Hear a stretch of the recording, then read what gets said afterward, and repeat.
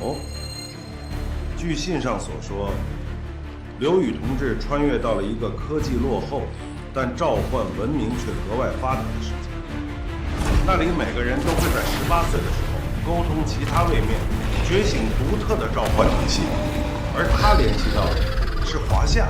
是的，在那里，他发现了这些奇特的晶核能源，他希望国家进行援助，以便他继续搜集这些晶核传送回来。以他现在的能力，目前每周只能进行往返各10公斤的物资传输。传我命令，调集一切可用的资源，全力满足刘同志的要求，抽调全国顶尖专家组成专项攻坚组，项目代号方舟工程，保密等级设为最高。好的，首长。也许刘宇同志的这次遭遇，会成为我大夏复兴、击败白头鹰、屹立世界之巅的重大机遇。天佑我大夏，即使不惜以一切代价，也要保证他的安全。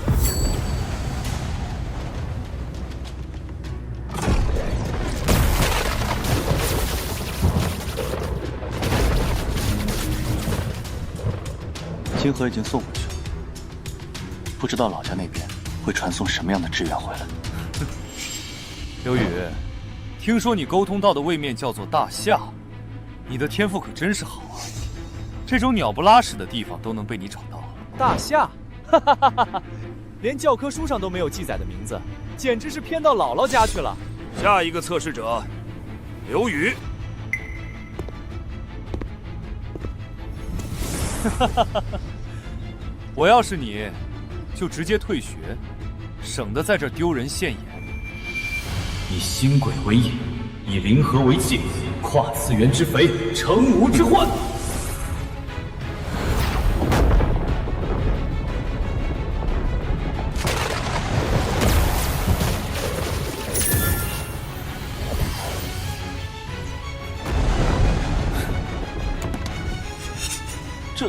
这是95式，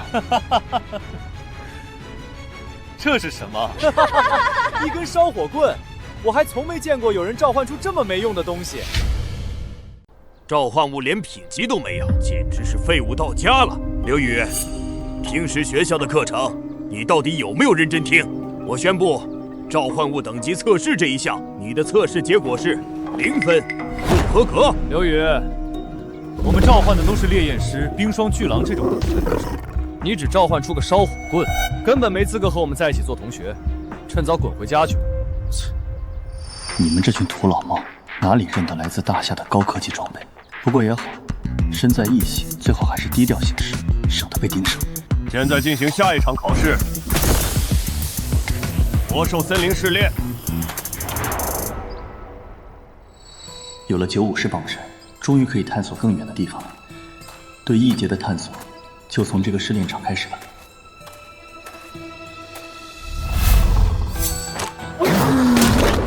这里的魔兽倒是不难对付，只是生命力还真强，得好几枪才能结果了它。我的传送运力有限，子弹1个星期才能补充一回，必须节省一点，得抓紧升级了。我的实力越强，才能传送回去越多的晶核，老家那边也才能给我更强力的支援。什么情况？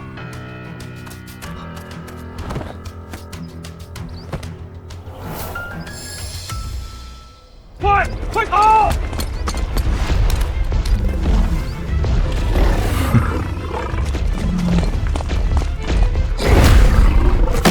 这群竟然借着试炼的机会屠杀土著精灵！求求你们放过我们吧！不要，爸爸！运气真不错，竟然能遇见散居的精灵聚落。这种萝莉精灵奴隶在黑市上一只可是能卖不少钱呢。动作都麻利点，要是被打猎回来的精灵卫队撞上，那可就麻烦了。放开那个女孩！我当是谁呢？原来是你这个废物！怎么，童话故事看多了，想当英雄？我最后说一遍，把人放下！哈哈，你拿个烧火棍想吓唬谁？你是活得不耐烦？老大，不如我们在这里把它做了，神不知鬼不觉。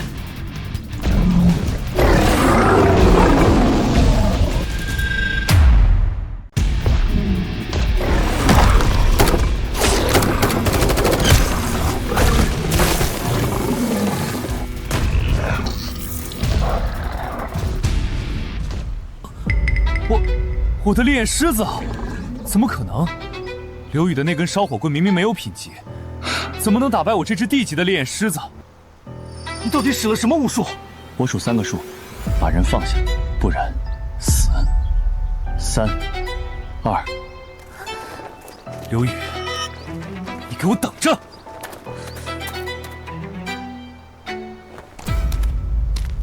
小妹妹，你没事吧？爸爸妈妈都被他们杀死了。乖，小妹妹别哭。你叫什么名字？还有没有其他亲人？哥哥带你去找他们。我叫丽娜。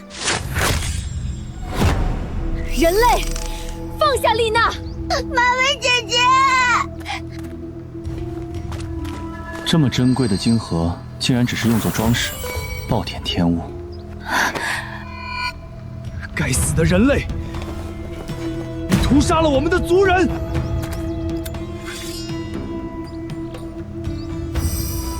喂，我可是友军啊！你们认错人了。马薇姐姐，快住手！不是这位大哥哥做的，是他救了我。之前有3个坏家伙杀了好多族人，还想将我掳走，是大哥哥赶跑了他们。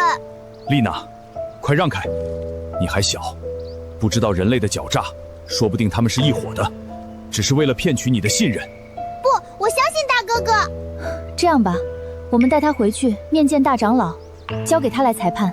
大长老英明睿智，肯定能做出正确的决断。大哥哥，不用担心，这些精灵看起来简直富得流油，说不定能借这个机会，从他们那里搞点新东西邮回家里去。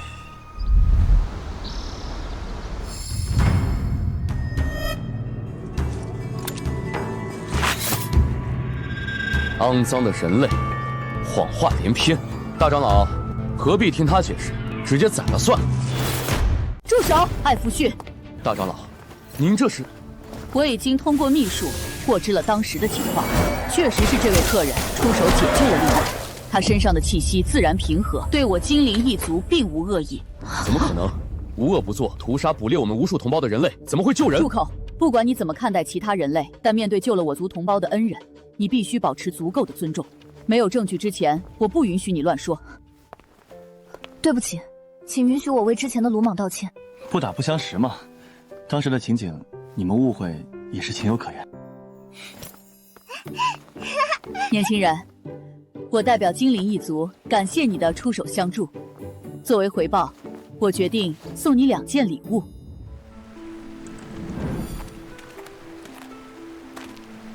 大长老不是说要送我件礼物吗？这是哪儿？礼物就在瀑布后面。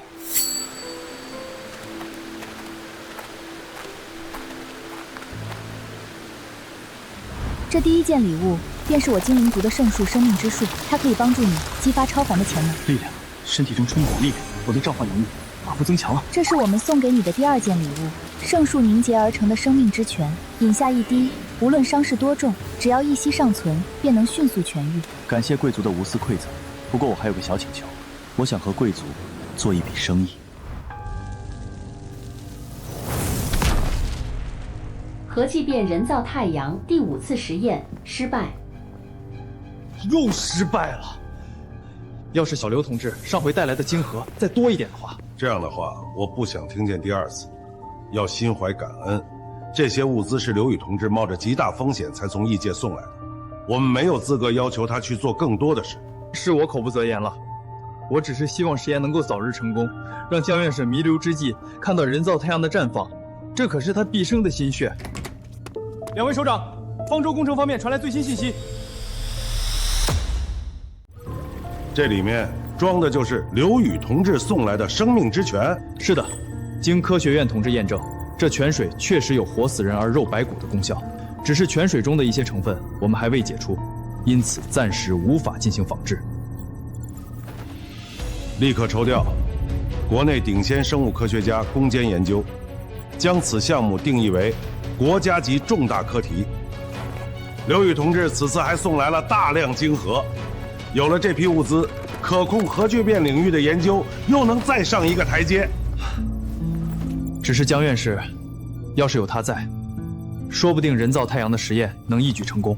要是我说，江院士马上就能恢复工作呢。爸，你歇会儿吧，医生说了，你的身体需要多休息。我还有些工作要趁着死前赶紧做完，我恐怕一躺下便再也起不来了，不能对不起国家。你是什么人？这里不能随便进。江院士，这是研究院研发的新药，对您的病有特效。首长特意派我把药拿来给您。什么药？拿来我先看看。你们知不知道，江院士现在这个情况不能随便用药。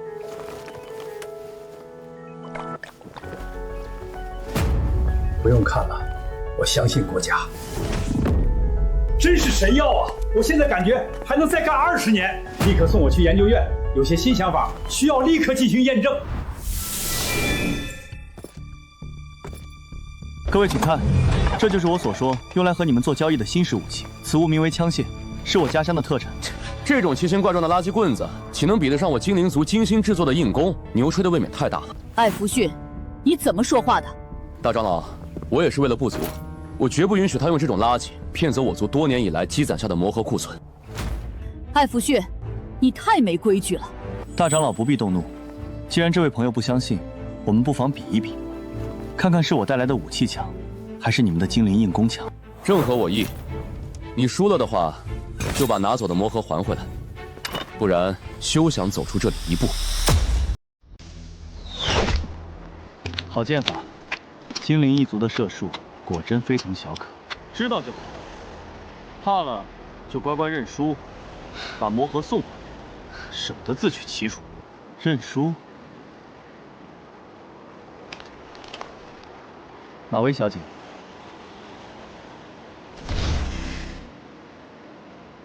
不如由你操控这把枪，替我和艾弗逊先生比一比。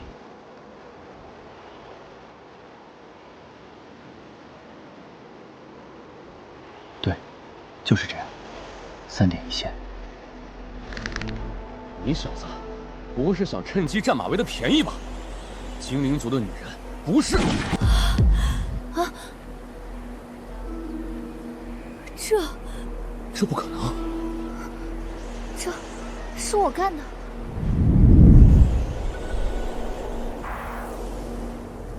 一定是作弊。这样的威力，怎么会是区区一根棍子能做到的？你要是不相信的话，可以亲自试试。现在你还觉得这是垃圾吗？大人，时代变了。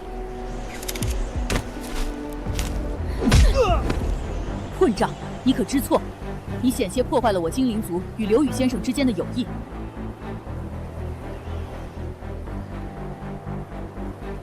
刘宇先生，您看，大批量采购枪械这件事，好说，咱们从长计议。只要拿捏住弹药的供应权，那整个精灵族还不得是对我言听计从？只要运作得当，便可以为老家获得一条长期稳定的晶核供应链。马维，从今以后，你便担任刘先生的贴身侍卫。刘先生让你干什么，你就干什么，不得有误，知道了吗？啊！身材这么顶的手下，要是让他帮忙暖被窝的话，不知道他会不会同意。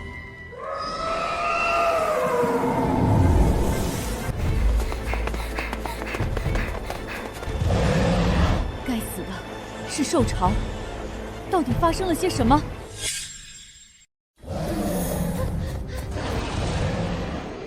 可恶！再这样下去，我们一定会被追上的，得想办法拖延他们一下。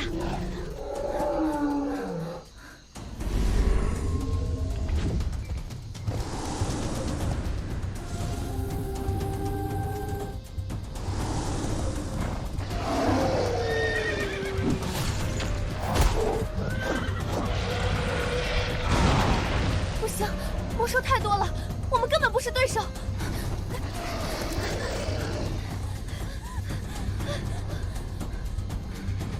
太好了，是刘宇！刘宇，快帮帮我们！什么嘛，一点都不绅士。等等，我愿意用冷却刷新药剂做报酬。那没问题。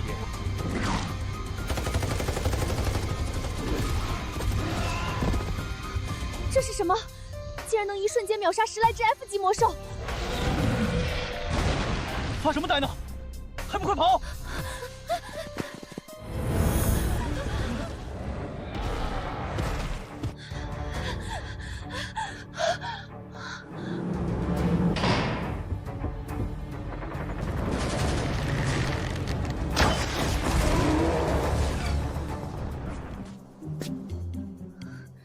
干什么？占我便宜？说好的报酬呢？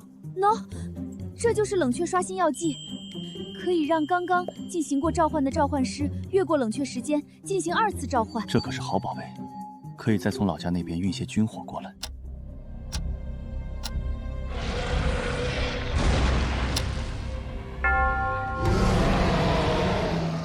4级魔兽铁甲龙，快射击！一定不能让他靠近营寨。不行啊，他的护甲太厚了，根本打不穿。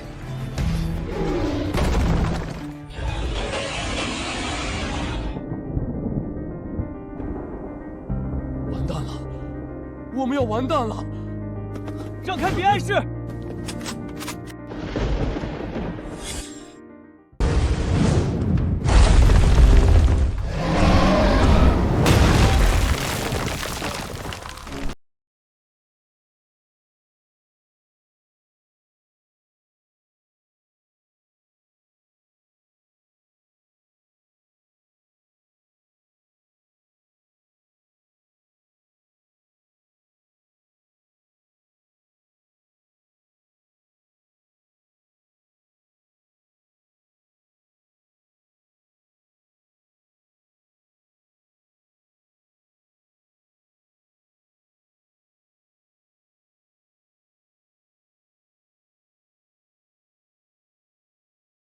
这是什么 ？PF1193型云豹火箭炮，绝对够这家伙喝一壶的。我倒要看看，是你的铠甲硬，还是我的云豹弹头？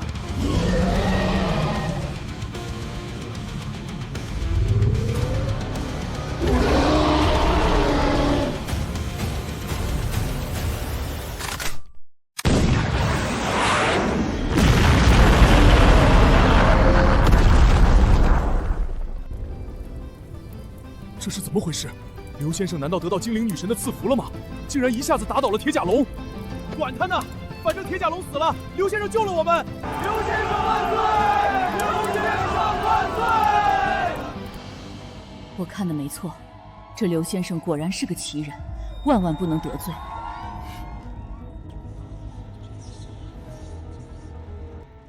我下去看看。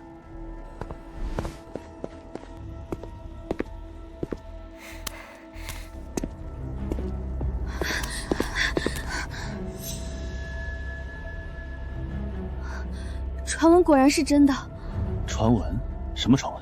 传闻高阳败在了你的手里，大家只当这消息是个笑话，都不相信。谁能想到，你这个测验只考了0分的家伙，竟然真的这么强！刘宇，既然你实力这么强，不如我们联手拿下此次试炼的前3。抱歉，我对名次没兴趣。你们的忙我已经帮过，是时候分道扬镳了。等等，你难道不想知道这次兽潮到底因何而起吗？ 魔兽山脉中心位置有一魔力之泉，每过100年会生出一枚魔力之眼宝石。这宝石是召唤师契约本命圣兽的重要材料，也能让普通魔兽实现血脉进化。此时正是100年之交，魔力之眼出世之时。魔兽山脉的霸主赤焰魔龙为了独霸宝石，发动兽潮，意图将所有觊觎此物的生物赶出魔兽山脉。随着赤焰魔龙将注意力转向魔力之泉，龙穴便陷入了空虚。 要是我们能趁虚而入，偷到龙蛋，最终的试炼分数肯定不会低，说不定就能拿下这次试炼的第1。我有份家传地图，标注了龙穴的位置，怎么样？有没有兴趣合作一把？事成以后，龙蛋归你，我们2人只要偷到龙蛋所得到的试炼分数。那魔力之泉的位置，你这边清楚吗？你问这个干嘛？你不会是想要跟赤焰魔龙抢夺魔力之眼吧？我劝你放弃。 赤焰魔龙的恐怖远超你的想象，能偷1颗龙蛋已经足够幸运了。小孩子才做选择，我全都要。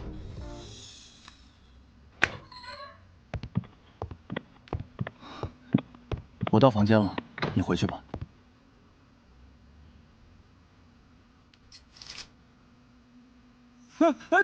你这是干嘛？快穿上！大长老吩咐了，一定要让你满意。满意，非常满意。 不过今天忙了一天，我有些乏了。改天，咱们再继续。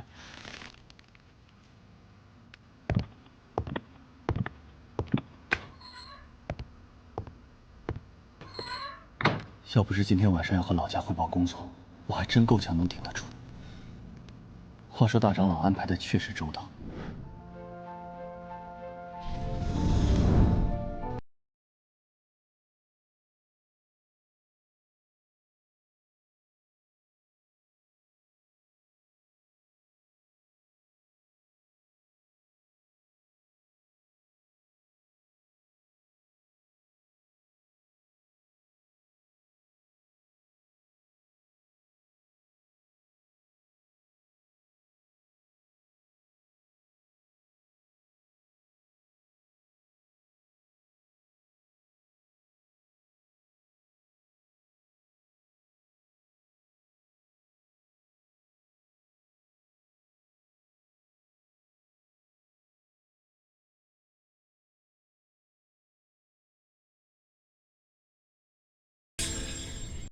你们派到大夏的特工是不是疯了？什么假消息都敢往回传？大夏怎么可能掌握可控核聚变技术？这可是我们伟大的白头鹰都没有头绪的技术。总统先生，请你收回对我手下小伙子的污蔑。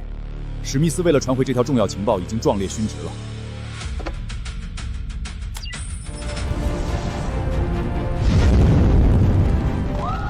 这是可控核聚变人造太阳。现在大夏可以凭借这项技术，从海水中获取源源不断的能源。想以能源卡大夏的脖子，难于登天。你是说，我们殚精竭虑夺取石油产区，在大夏的眼里不过是哗众取宠？岂有此理！我白头鹰怎会被大夏超过？你们简直失职！每年那么多经费花着，竟然等到他们技术研发成功才得到情报，之前都在吃干饭吗？还有这个人，你们之前的报告不是说他已经病入膏肓了吗？怎么现在看来比30岁的小伙子还要健康？内线情报显示，这位江院士好像是服用了大夏的一种新药，从而获得了康复，甚至身体还年轻了许多。你什么意思？你认为大夏获得了可以令人长生不老的科技？不排除这种可能性。查，给我查，不惜一切代价查出有关这项科技的情报。我们白头鹰需要这项科技。刘宇同志说，他要去挑战魔龙，这太危险了。刘宇同志也是为了弄更多高级材料回来，助力国家的科研进步。一定要确保刘允同志的安全，把我们最好的装备通通给到他，让科学院分析一下地对空导弹对抗异界巨龙的可行性。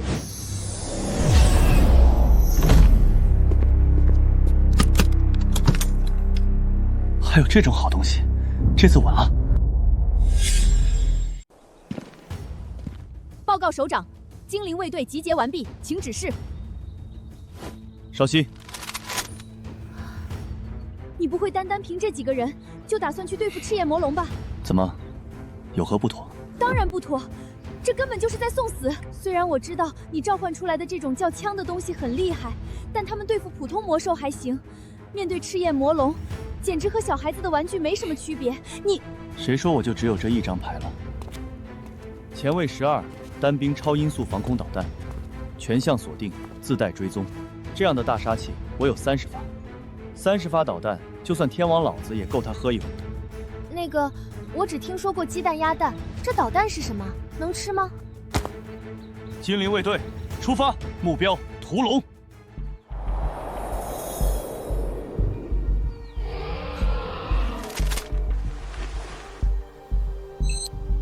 左前方800米。有密集生命体信号，一半是魔兽，一半是人类，被围死了。要绕路吗？这是通往魔力之泉最近的路，绕路至少要多走2天。现在兽潮横行，还不知道要添什么麻烦。听我命令，冲过去！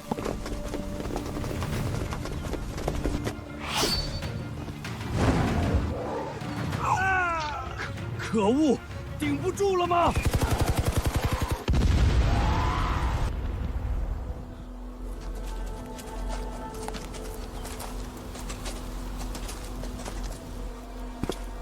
我是希尔曼帝国3皇子伊列克，多谢诸位出手相助。不知各位是？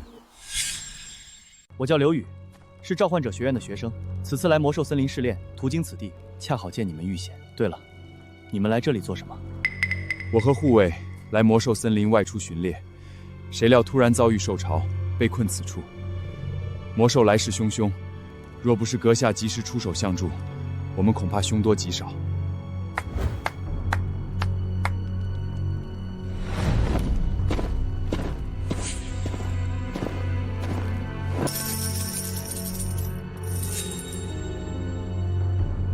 小小谢礼，还望阁下莫要拒绝。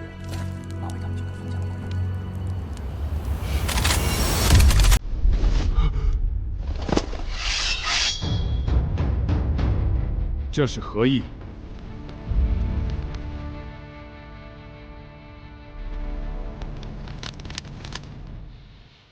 他带队掳掠过我们精灵部落，杀了我们好多族人。好呀你，竟然敢私自屠戮掳掠土著精灵，该当何罪？殿下，我可是……还敢狡辩！现在命你，跪下向刘宇和这些精灵朋友道歉。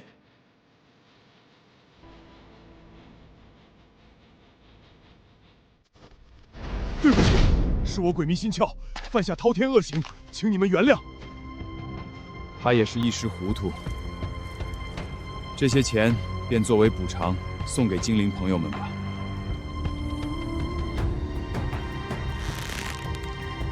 难道我们族人的性命，在你的眼里就值这点臭钱吗？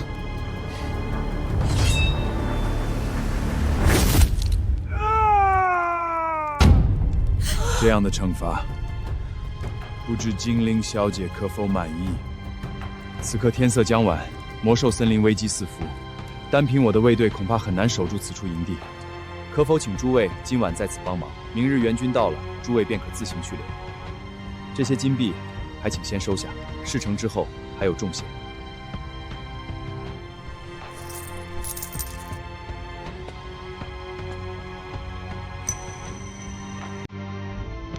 好说好说。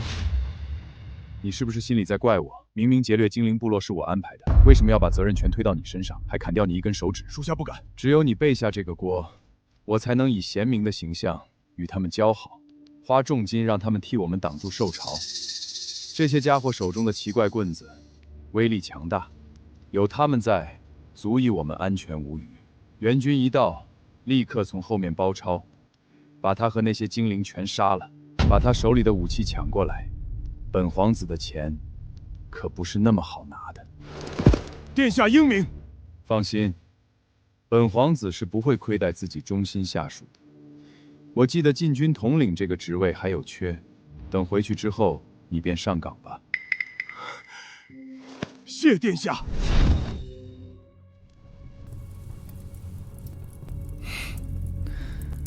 多亏了老家邮来的新玩意儿。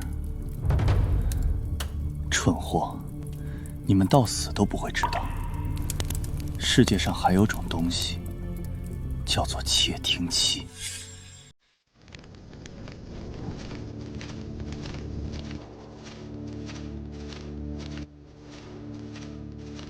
精灵卫队已集结完毕，等候指示。自由开火，一个不留。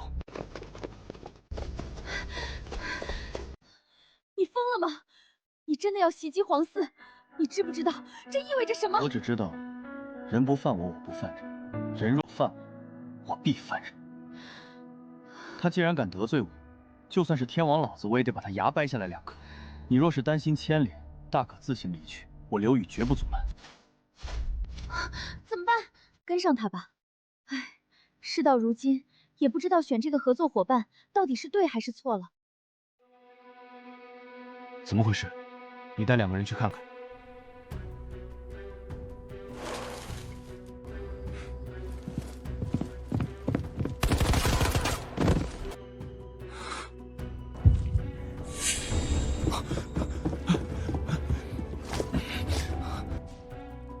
哦，我的朋友，干嘛这么剑拔弩张的？难道我们之间有什么误会？援军一到，立刻从后面包抄，把他和那些精灵全杀了，把他手里的武器抢过来。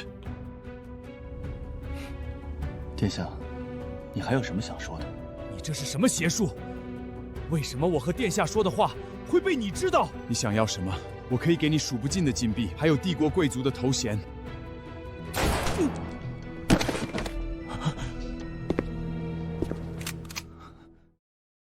我想要你死。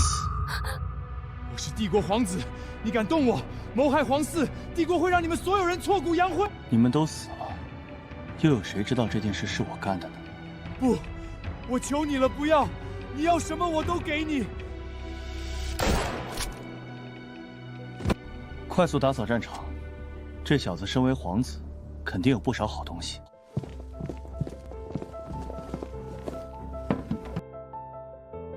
刘先生，我们找到了个奇特的东西，请您过目。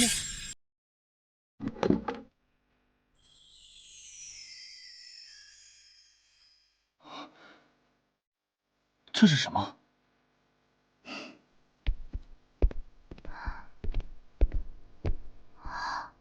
这是空间魔石，以2块为一对，具有构建空间传输法阵的功能。这么厉害，那岂不是意味着，只要我把其中1块送到我所沟通的那个召唤位面，便可以源源不断的从那边传输物资过来？怎么可能？空间魔石的传输有限制，仅限在同一位面使用。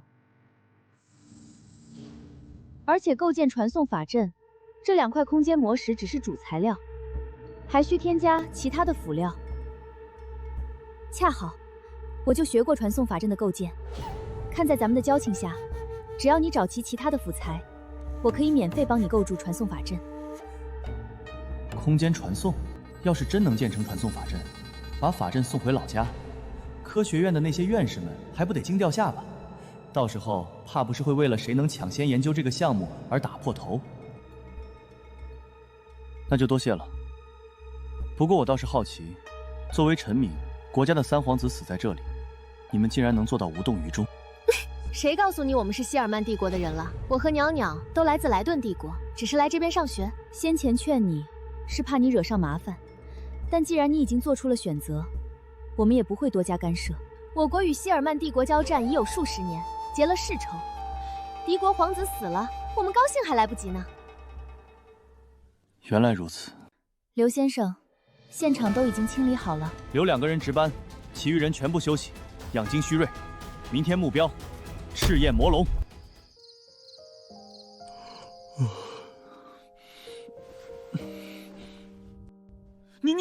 你怎么在这里？大长老说了，让我伺候你的时候机灵点，睡觉前提前帮你把被窝暖好。怎么，你不喜欢，要赶我走吗？你别哭啊，喜欢怎么不喜欢呢？只是，哎，天都这么晚了，既然你执意如此，便留在这里吧。那你快上来。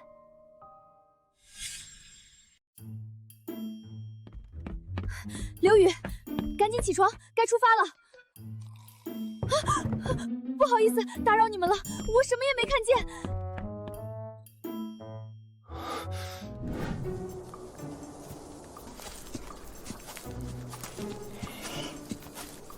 那个，昨天晚上你疼不疼啊？睡觉为什么会疼？睡觉？昨天晚上刘宇没对你做什么吗？就抱着睡觉呀，还能做什么？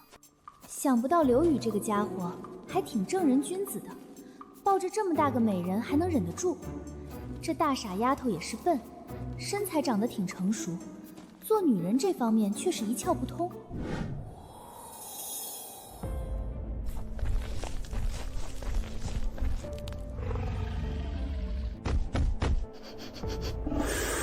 你们已经侵入无知领地，退出去，或者死！哼，你们这些蠢货，竟敢挑战巨龙的威严！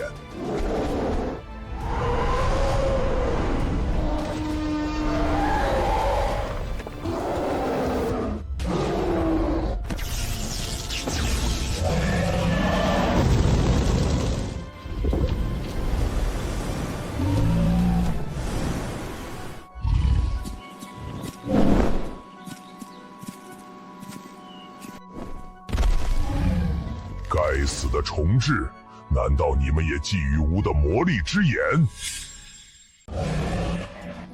重置们，你们会为自己的贪婪而付出代价。很不幸，你们已经成功惹怒了吾。虽然你们的攻击对吾如同挠痒，但吾依然会让你们痛苦的死去。巨龙之怒，那你也品尝一下什么叫科技之怒。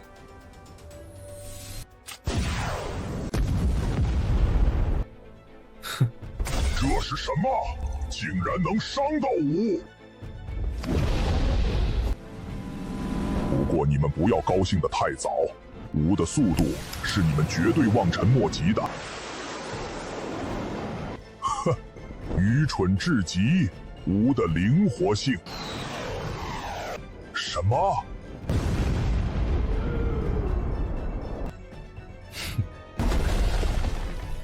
真惨啊！任你铜皮铁骨，硬扛7发前卫12，也得小命玩完。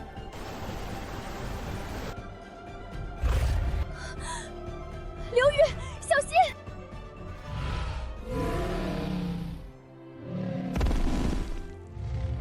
人类，我认输，求求你出手救我！我愿舍弃赤焰魔龙的至高尊严，永世臣服，立下主仆血契，生生世世为你效命，绝无二心。啊，我没看错吧？号称世界上最高贵种族的赤焰魔龙，竟然有一天会主动屈尊，和人类签订主仆契约。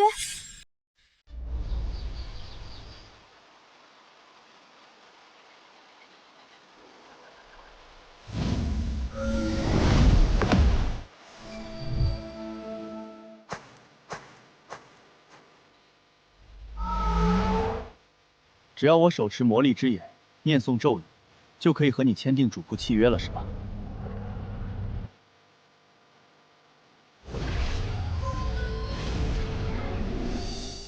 赤焰魔龙波顿，你可愿奉吾为主？契约签订之后，汝之魂归于吾掌，汝之命系于吾言。吾愿意。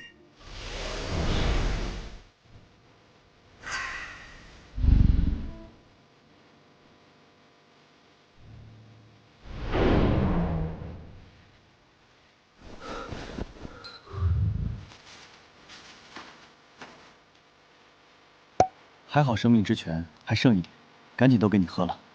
头一回养这么大的宠物，可别挂了。我靠，我那么大一只龙呢，咋缩水这么多？你不会以后一直都这么小了吧？受主仆契约的影响，无从兽会自动变化成与主人的体型最匹配的状态。不过，请主人放心，只要主人想，我还可以变回去的。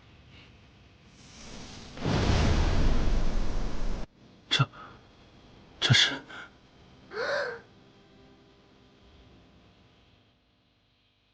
签订主仆契约后，我的一部分实力会分给主人，帮助主人提升实力。那你呢？你的实力会不会因此退步？主人不用担心哦，魔力之眼所附带的增益足以帮我抵消掉这次的消耗，主人安心提升实力便好。这还是我吗？这强大的力量，如果开辟传送通道，运力最少有10吨之多。恭喜主人，实力大进。小家伙嘴真甜。我听说你们龙族都有在巢穴收集财宝的习惯，不知道你能不能带我去看看？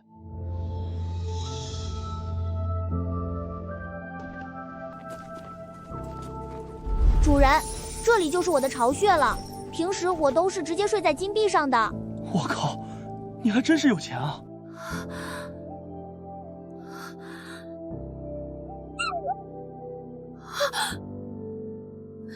公主，咱们的国库里好像也没有这么多钱吧？痛！不是跟你说了吗？出门在外别叫我公主，隐藏身份懂吗？知道了，知道了。刘宇，你运气还真好，构建传送法阵所需要的其他几样材料，竟然在波顿这里都有。真的？那是不是意味着你现在就可以帮我着手打造传送法阵了？大概几个小时就能做好。不过我虽然说了不收钱，但你总不能真让我一个女孩子义务劳动吧？那你想要什么？只要在我能力范围内的，一定帮你实现。现在嘛，我什么都不缺，也没什么想要的。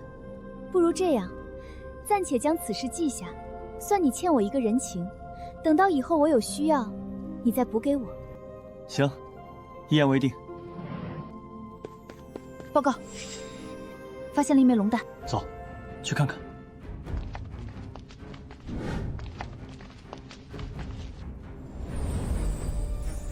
这就是龙蛋吗？还真大呀！这是你下的蛋？看不出来，原来你还是个女孩子。主人，你见过有女孩子叫波顿吗？咱可是纯爷们儿。准确来说，这枚龙蛋应该是我的兄弟，只是他生下的那一刻起便丧失了生命气息，始终无法孵化。那是不是说他已经死了？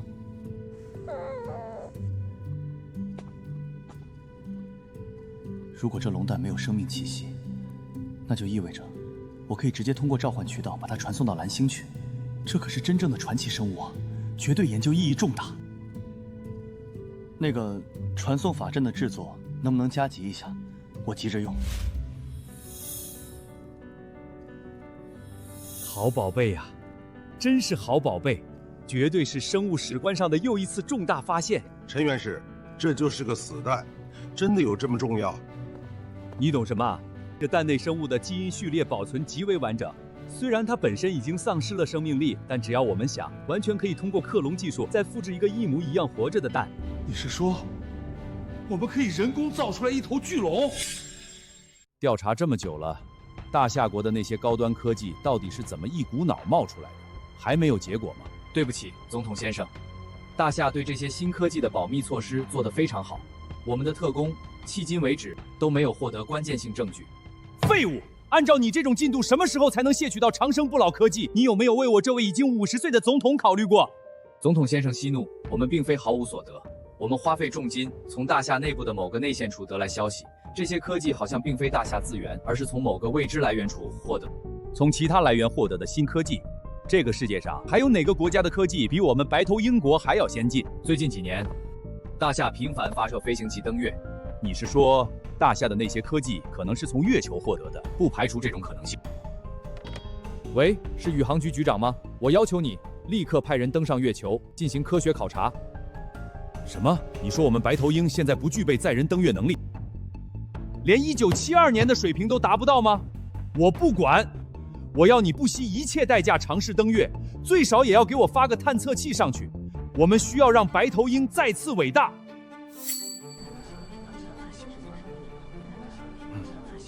今天召集大家来，是想要商讨一下刘宇同志送来的传送法阵的应用场景。当然是用于地月传输，把这套传送法阵送上去，每个月至少能进行往返1吨的物资输送，这得省下多少火箭发射成本？建立月球基地的进度也会大大提升。目光短浅，既然有这种宝贝，为什么不一步到位探索火星？火星探索是全球都没有解决的难题，只要我们能成功登陆，必将抢占绝对先机。你自己都知道，发射火箭到火星的技术不成熟，万一传送法阵在运往火星的途中丢失了呢？谁能承担起这个责任？好了，同志们，不如我们举手表决，少数服从多数，决定到底是将传送法阵送上月球还是火星。现在同意优先送往月球的请举手，同意优先送往火星的请举手。10比6，发送月球方案胜出。3日后，传送法阵将搭载最新的火箭后羿12号飞往月球。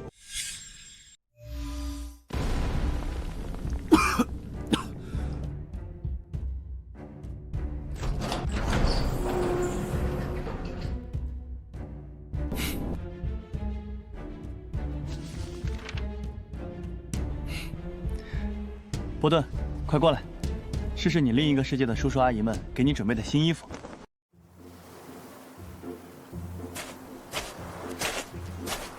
这边。你倒是轻松，别的同学现在还在魔兽森林里打生打死，为了完成试炼目标而拼尽全力，你却在这里晒太阳，享受度假上了。既然试炼第1名已经是囊中之物，还那么拼干什么？做人呢，要懂得劳逸结合。哼，你总是有理。对了，你不是找我们一起欣赏波顿的新衣服吗？波顿呢？波顿，你衣服换好了没？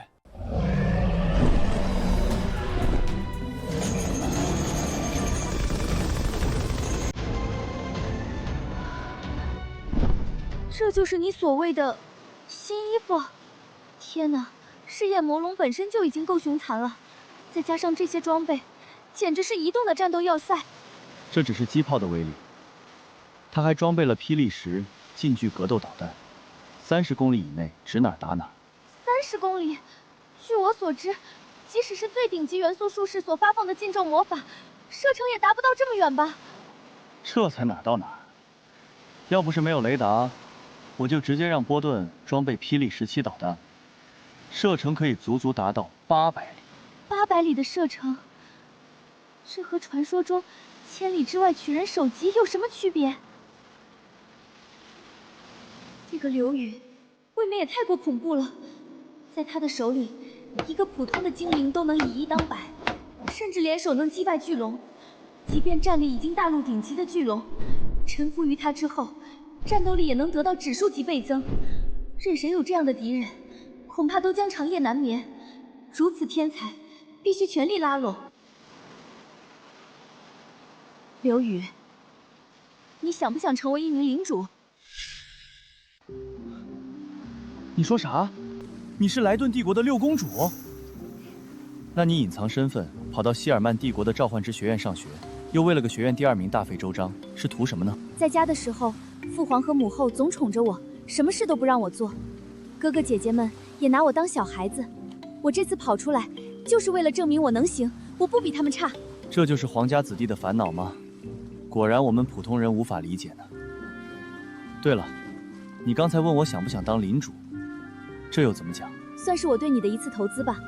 身为公主，我拥有领主举荐权。这么多天相处下来，我觉得你的潜力很大。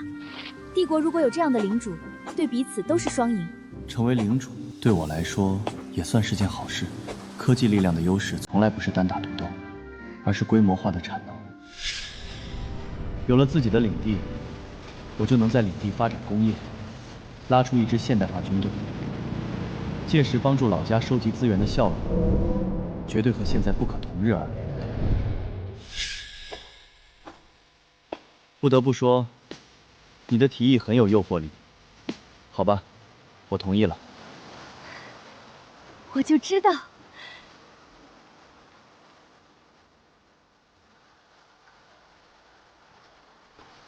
这是我们莱顿皇室的信物，只要你拿着这块印章见我父皇，他自然会为你分配一块领地。好了，就送到这儿吧。考核已经结束，我们要返回学院了。等有空的时候，我再回来看你们。随时欢迎，这里永远是你的家。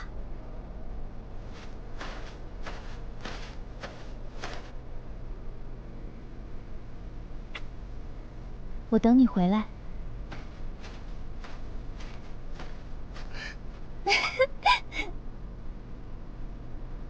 走啦。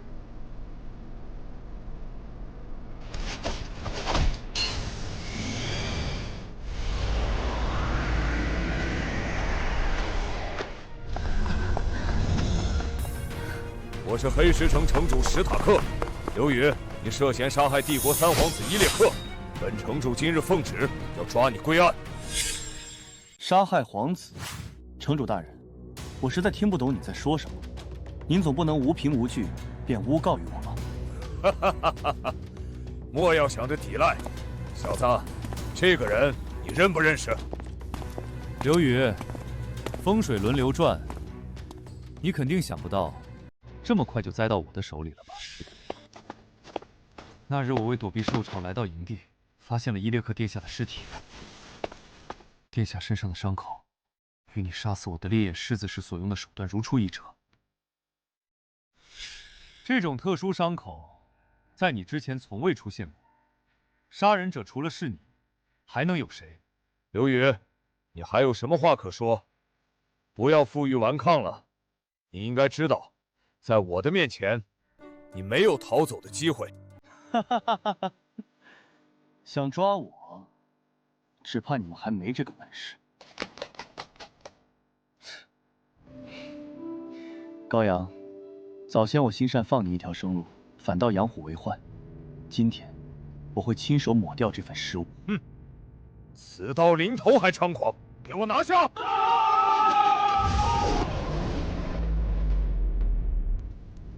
我的天，赤焰魔龙，是赤焰魔龙啊！怎么可能？他不是只能召唤出一把破烧火棍吗？为什么赤焰魔龙会听他的命令？小子，你以为只有你一个人是龙骑士吗？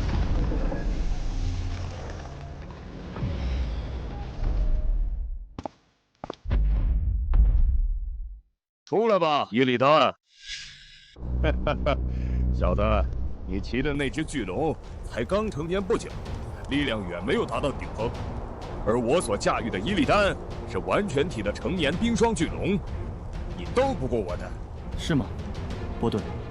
让他们见识见识金属风暴的恐怖。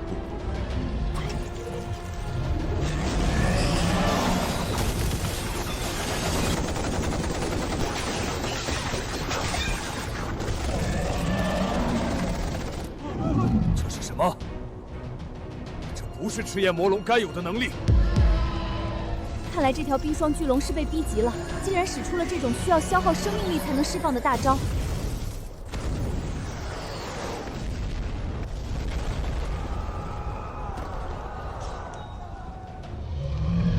怎么可能？我一定是在做梦。召唤师学院1年级新生刘宇，竟然打败了龙骑召唤师史塔克城主，这绝对不是真的！不！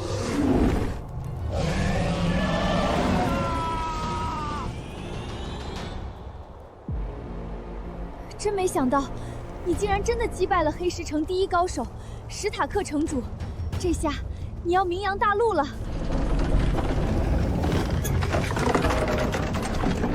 城防弩车即将校准完毕，这种劲弩射出的箭矢，即使是巨龙也扛不住。趁着还有些时间，你们还是赶紧离开吧，再晚一些，恐怕便走不脱了。此战后，希尔曼皇室怕是要对我恨之入骨。我和精灵的特殊关系经不起调查。我走后，希尔曼帝国肯定会拿他们撒气，还得请你帮我护他们周全。放心，一切就交给我吧。待你成为领主后，我会安排人帮他们迁移到你的领地的。后会有期。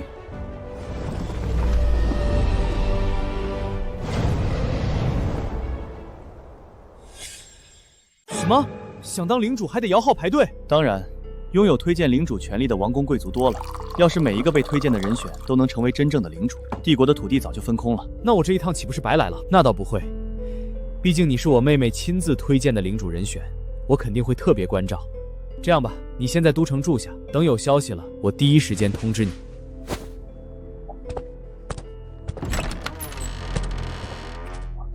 袅袅还是太年轻，竟然推荐了一个来自希尔曼帝国的毛头小子。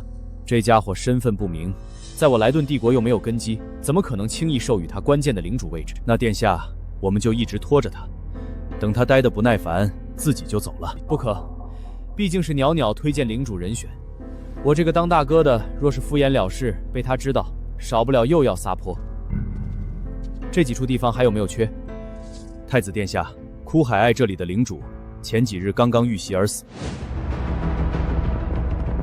3、2、1，点火！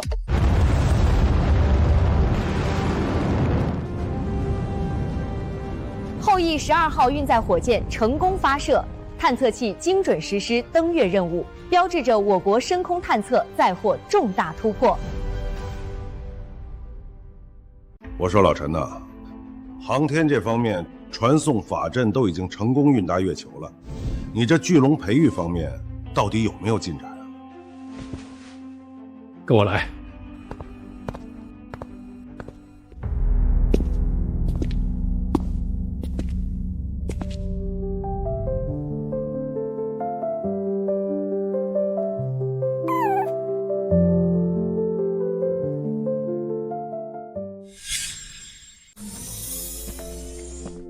陈叔叔，你来啦！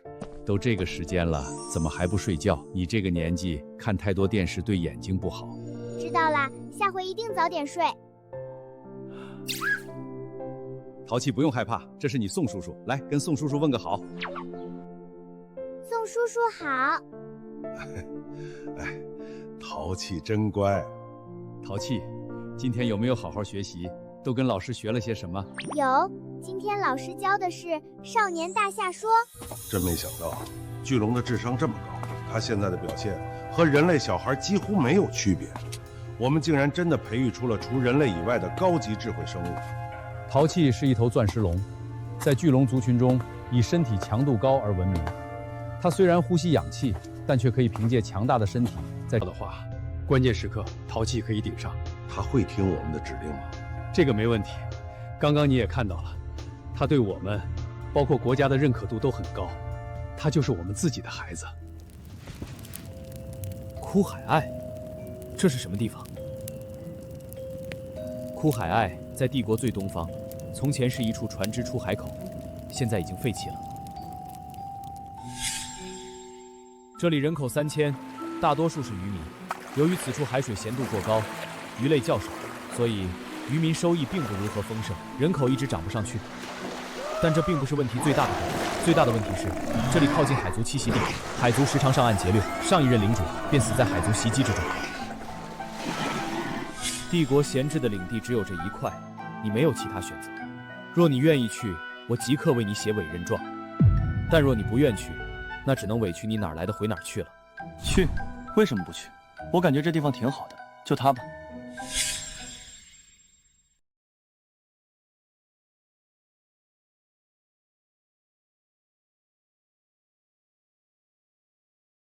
伯顿，马上就要走马上任了，你激动不？怎么说，咱俩现在也算得上是一方封疆大吏。对比这些，我倒是更关注那里有什么好吃的。我还从来没去过海边呢，海里的鱼应该比湖里的鱼更好吃吧？太给我丢脸了，就知道吃。你还是那个让人闻风丧胆的赤焰魔龙吗？龙也得吃饭嘛。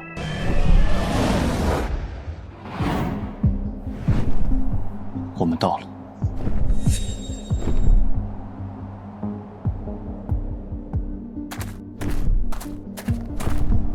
大叔，枯海隘林主府怎么走？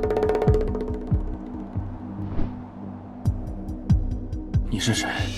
跑我们这鸟不拉屎的地方干啥？我是你们的新任领主。快跑啊！官府又派新领主来收税了。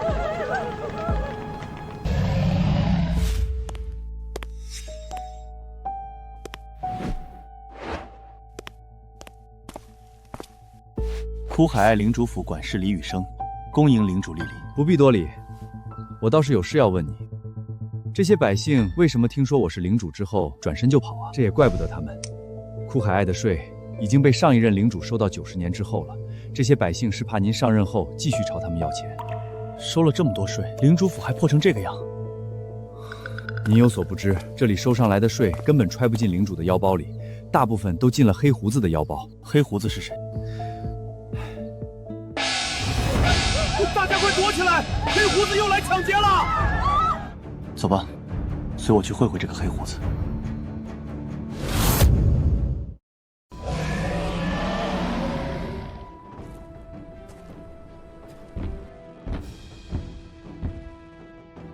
你就是新上任的领主吧？我代表我大哥黑胡子，通知你，缴纳今年的保护费。你大哥黑胡子呢？他怎么不来？我大哥罩着的地方可不止你这一块小破领地，没工夫在你这儿浪费时间。你给我听好了，3天后1200金币，1分不能少。你知不知道，枯海隘1年的税收才1500金币，你们拿1200，我才拿300，那我不是成跪着要饭的？哪儿他妈这么多废话？让你跪着要饭就不错了，要敢不交，立马让你人头落地！真把自己这个领主当回事儿了？领主身份你们不认，那这个呢？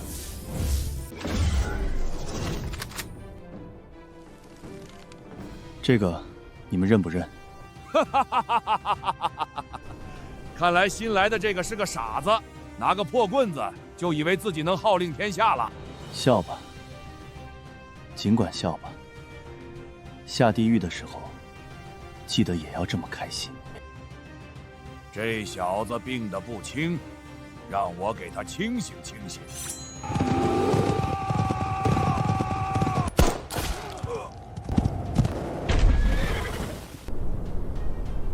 什么情况？二当家怎么了？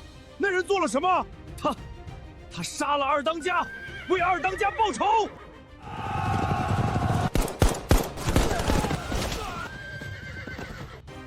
点子硬杀手，风紧扯夫，让大哥来收拾他们。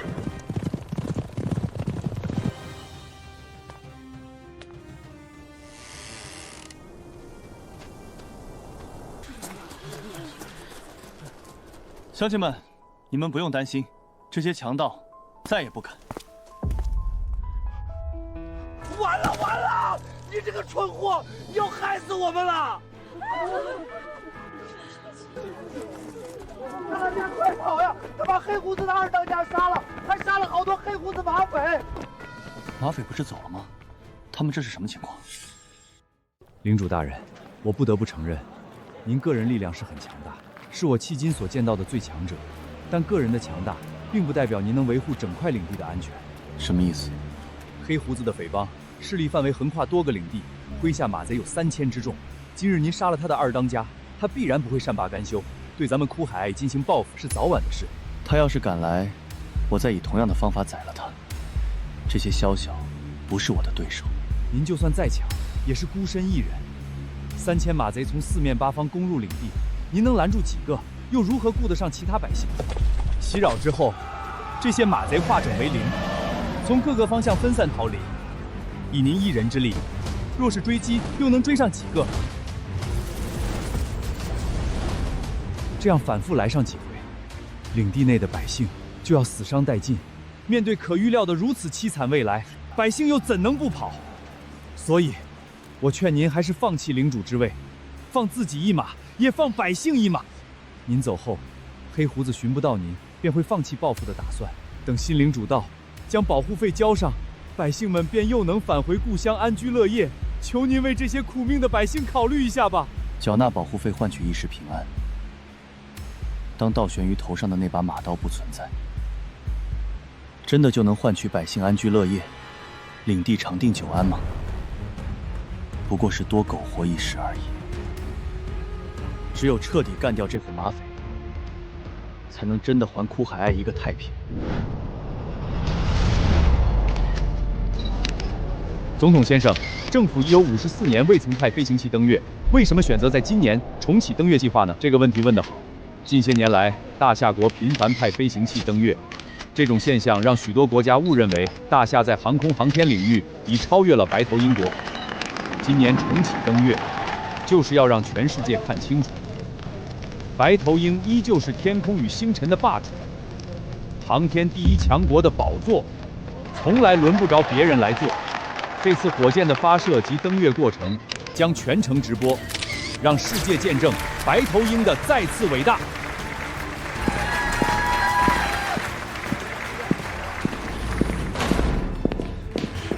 总统先生，您的宣传未免也太过高调。事实上，这次发射的成功概率只有不到50%。要是发射失败，若是失败，你就自裁谢罪吧。天啊！火箭有一个引擎出现了故障，没有点火成功，火箭动力不足，要坠毁了。引擎故障自动恢复了，这简直是神迹！上帝保佑白头鹰！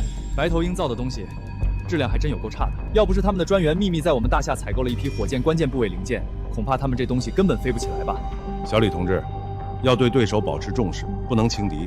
毕竟是世界第一，虽然近些年表现得有些拉胯，但在某些方面还是很有实力的。首长，我有一事不解，这白头鹰为什么突然把注意力转移到月球上了？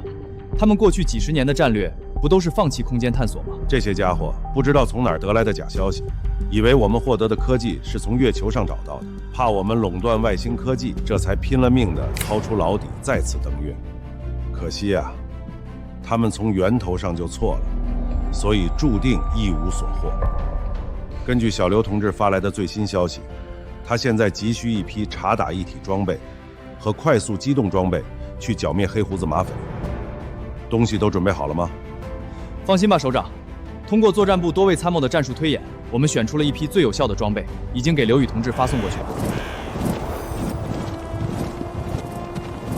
真是对不起，由于我的一时冲动，让你们受了连累，整个部族千里迢迢搬迁到这边来。刘先生，您这是哪里的话？若是没有您，我们精灵族怕是现在还在饱受那些人类猎奴者的袭扰。您能为我们找到一块安定的居所，该感谢的是我们。怕是没这么简单。此地有一批马匪，终日游荡，威胁着领地的安全。一日不把他们彻底消灭，领地便不得安宁。有什么需要我们帮忙的，刘先生尽管说。那我就不跟您客气了。我之前已经通过一些手段定位到了他们营地的位置。现在需要您派出族内精锐战士，配合我，出其不意，星夜奔袭，将他们一网打尽。昨天抢回来那小娘们真够倔的，折腾一晚上，到底还是没拗得过老子。那动静，昨天我巡夜在外面都听见了。你小子还真够畜生的。那是个什么鸟？飞得那么高？不知道，这几天放哨的时候总能遇见。你研究这个干什么？那鸟还能从天上掉下来不成？这不是闲得无聊吗？我怎么感觉这大鸟真的离我们越来越近了呢？我靠，这他妈不是鸟！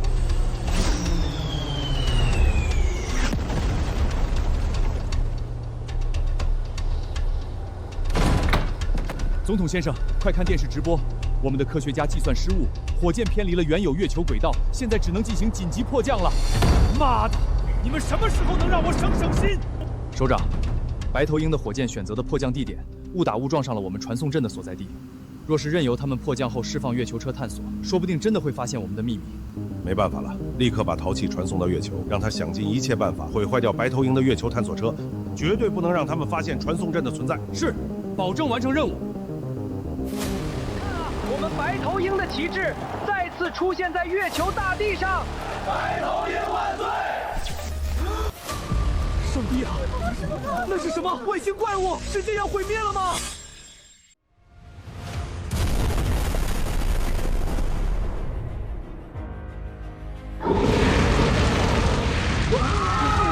上帝啊，我是在做梦吗？求您告诉我，这噩梦不是真的！月球上竟然存在着这样的怪物，政府在骗我们！他们不是说月球上没有生物存在吗？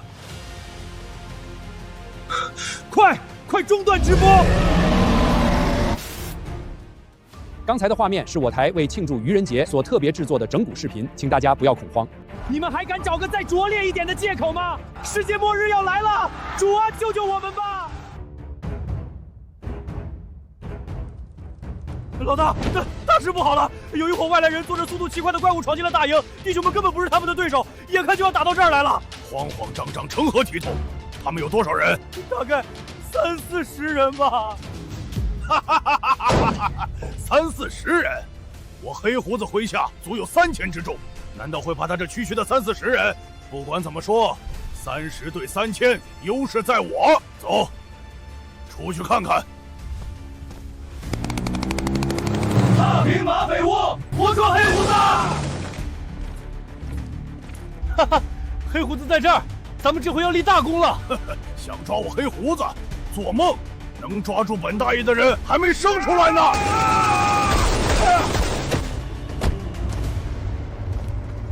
想不到这里竟是我黑胡子的葬身之地。想就这么死，那太便宜你了。领主大人吩咐，要留着你的命，有大用。马上都世界末日了，你还留着这些臭钱干什么？不，你们不能这么做，还不如让我花花，临死前享受享受。总统先生，这次登月行动，我们不仅损失了登月火箭和探测车，还造成了国内混乱，引发了强烈的民间抗议。接下来的探月行动，是不？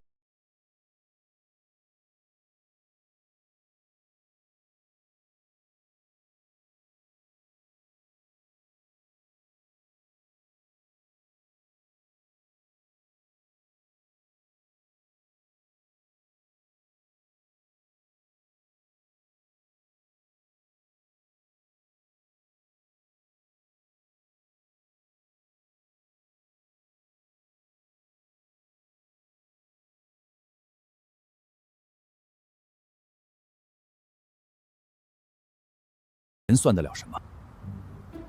这么说，白头鹰总统那家伙是彻底被我们忽悠瘸了，一门心思的研究登月。白头鹰这么多年马放南山，航天技术现在距离我们差距可不止10年，想要一时半会儿追赶上来，简直是痴心妄想。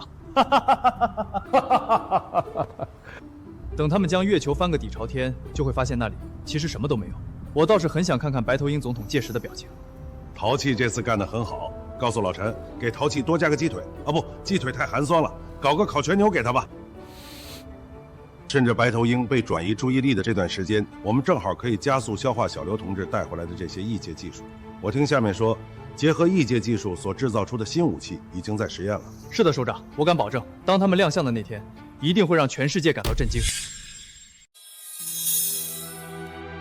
妈妈，我你这孩子怎么这么不懂事儿？都说了，粮食要先给你爸爸吃，这样他才能赶紧好起来。你就不能再忍一忍吗？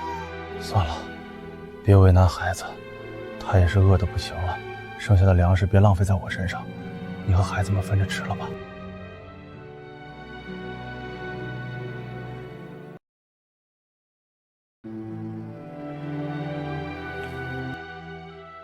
咱们一家人缺了谁都不行，你一定要好起来。孩子们，都怪那个新领主，原本我们的日子虽然苦了点，但还能勉强过活。他瞎折腾，杀了黑胡子的手下，让我们都得背井离乡，这下算是活都活不下去了。爸妈，我没有东西吃了。你这面包是从哪儿弄来的？是不是偷了人家的东西？不是，这是那位新领主发的。他说了，只要咱们愿意搬回去，还有额外的食物发放。回去？怎么可能回去？为了一顿饱饭，难道要把命都搭在那儿吗？妈，我还没说完呢。那位领主好像把黑胡子抓住了。什么？什么？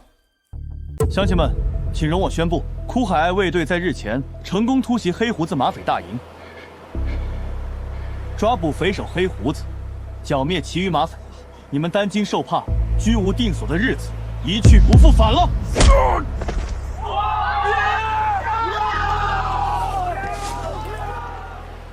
乡亲们，你们有何冤屈，尽管上前伸张，这黑胡子再也不能欺凌你们了。混蛋！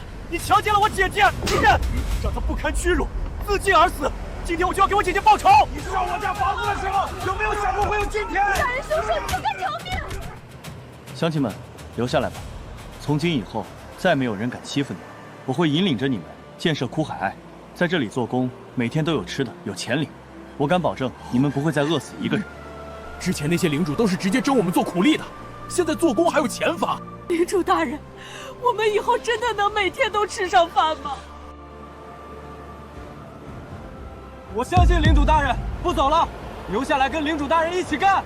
我们也愿意留下来。大家远道而来，肯定饿了，先喝口肉汤暖暖身子。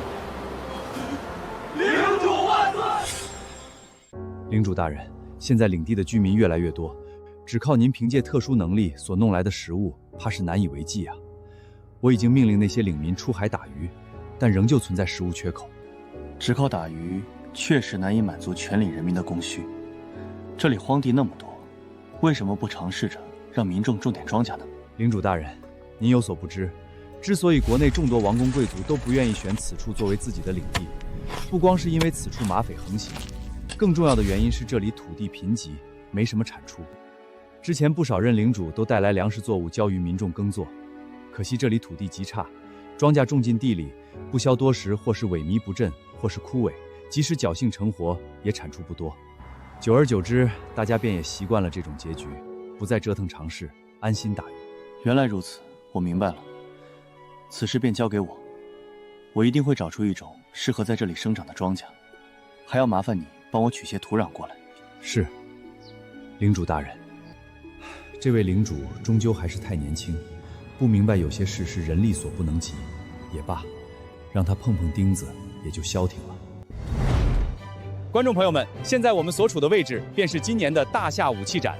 据官方披露，在这次的武器展上会公布一项最新研发的新式武器，请大家拭目以待。满嘴大话，这种剽窃成性的地方，又能研发出什么厉害的新式武器？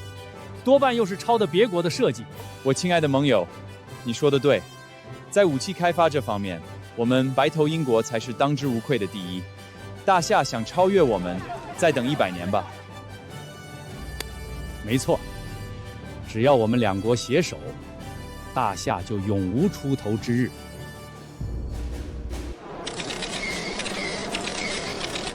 大夏的新式武器到了！笑死人了！这也能叫新式武器？不就是在坦克底盘上装了个探照灯吗？这能有什么用？哗众取宠罢了。来这里采访简直是浪费时间。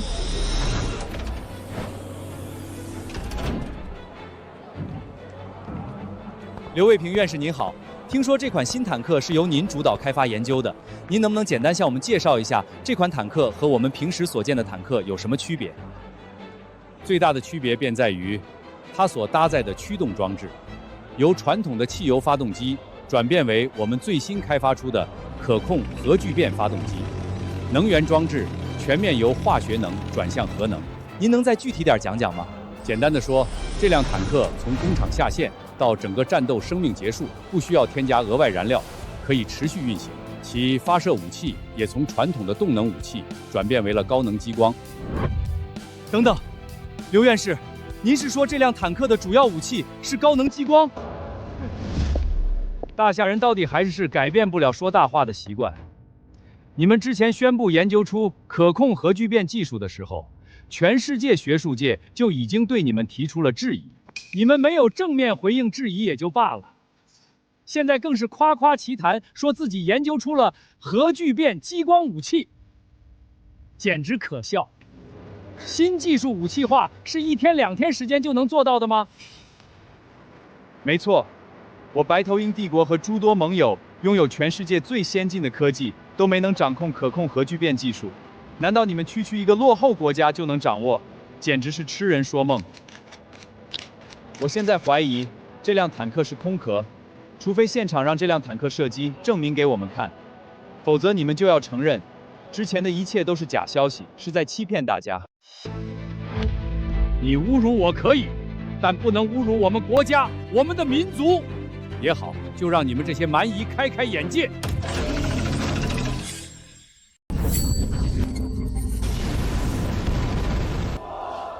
这就是这款新式武器的威力吗？太厉害了！这款武器叫什么名字？这还是试验期，没有正式代号。不过，按照武器特性来讲，你们可以叫它光灵坦克。怎么可能？我一定是做梦，这是科幻片吧？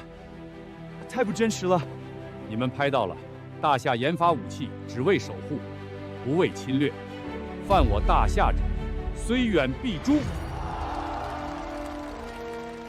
光灵坦克这次亮相，该让西方国家重新认识一下大夏了。但想一瞬间扭转白头鹰在他们眼中的霸主位置，没那么容易。他们不傻，我们的新式科技如下饺子一样往外冒，他们迟早知道该站哪边。小刘同志那边有什么新需求？领地刚起步，急需基础生产设备，还需要一种能在枯海爱土壤生长的粮食作物。还有吞吞吐吐什么？有话就说。刘宇要大夏文教材，教育界居民学中文、学操作机械，这事儿属于跨文明传播，我们拿不准。教化四方，文传四海，本就是大夏文明的使命。把文脉剥去异界，让汉字生根，文明开花，是机缘，更是担当。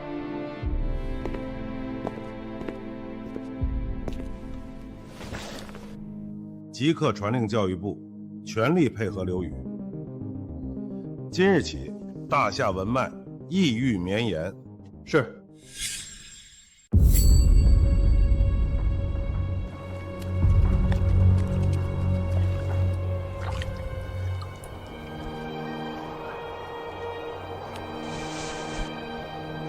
真不懂领主大人怎么想的，明知道这里的土地种不出庄稼来，还非让咱们做无用功。你想那么多干什么？领主大人说什么，咱们就干什么。为领主大人做工，又有吃的发，又有工钱领。天下还有比这更好的差事吗？天啊，这简直是神迹！发生什么事了？前些日子种的稻子，竟然真的成活了。咱们从今往后，不用再饿肚子了。领主大人简直是神明在世！领主大人万岁！盼望着，盼望着，东风来了，春天的脚步近了。盼望着，盼望着，东风来了，春天的脚步近了。老师再见。同学们再见。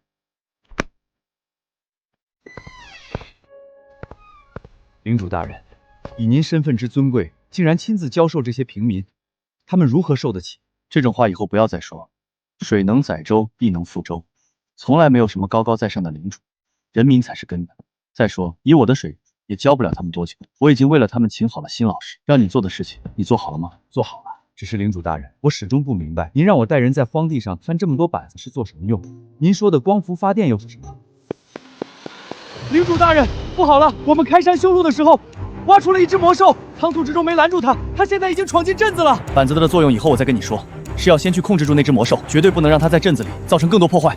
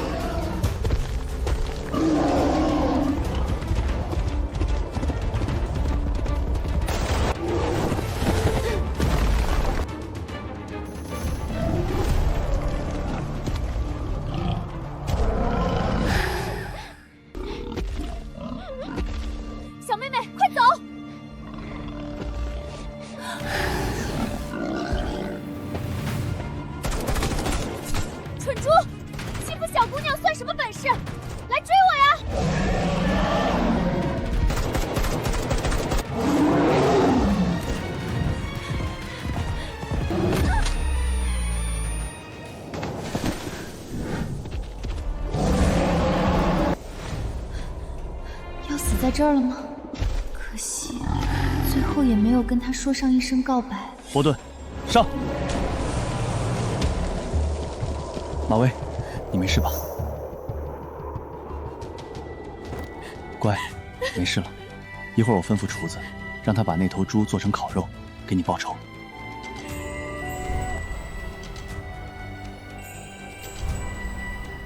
好了，别哭了，跟我来。我有一样东西要给你看。怎么样？这光伏发电场地建成之后，还是挺壮观的吧？发电？什么是发电？总的来说，就是把太阳能转变为可用的电能。别急，等太阳下山后，送你件礼物。你看。哇，好漂亮！这件礼物你喜欢吗？喜欢。我长这么大，还没有见过如此美丽的景色。遇上你，绝对是精灵之神的指引。小时候我幻想着会有个无所不能的骑士，带我离开魔兽森林，探索广袤的大陆。没想到长大后，你真的出现在我面前。你把刘宇派去了枯海隘？没办法嘛，有地分给他就不错了。帝国无主领地稀缺，就这一块是闲置的。哎，你干什么？你别以为我不知道你在想什么，你就是故意给他分了一块最烂的地，是不是？我嘴皮子都快磨破了，才求着人家到咱们莱顿帝国就任领主，你非跟我对着干！公主快住手，那可是太子。你这丫头，这些年在外面真是野的不像话，越来越没规矩。我看你八成是被那小子的甜言蜜语迷昏了头。甜言蜜语？这可是大陆最年轻的龙骑士，单枪匹马从希尔曼帝国重围中杀出来的强者，这样的人，难道不值得我们莱顿帝国争取吗？无稽之谈，只怕他是用什么障眼法哄骗了你吧？那希尔曼帝国能人无数，岂是他一个无名小子能够对抗的？和你无法沟通，懒得和你多说，不如和我一起去一趟枯海隘，见到他，便一切都清楚了。哼，只怕那小子多半已经命丧于此了吧？不过和这丫头去一趟也好，让他面对现实，省得总是异想天开给我惹麻烦。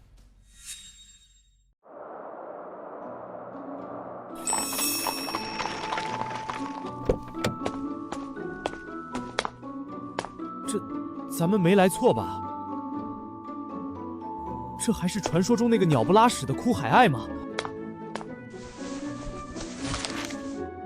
按照地图显示，就是这里。长着2个轮子的怪东西是什么？跑得还挺快。刘宇这个家伙，走到哪儿都总能搞出些新花样。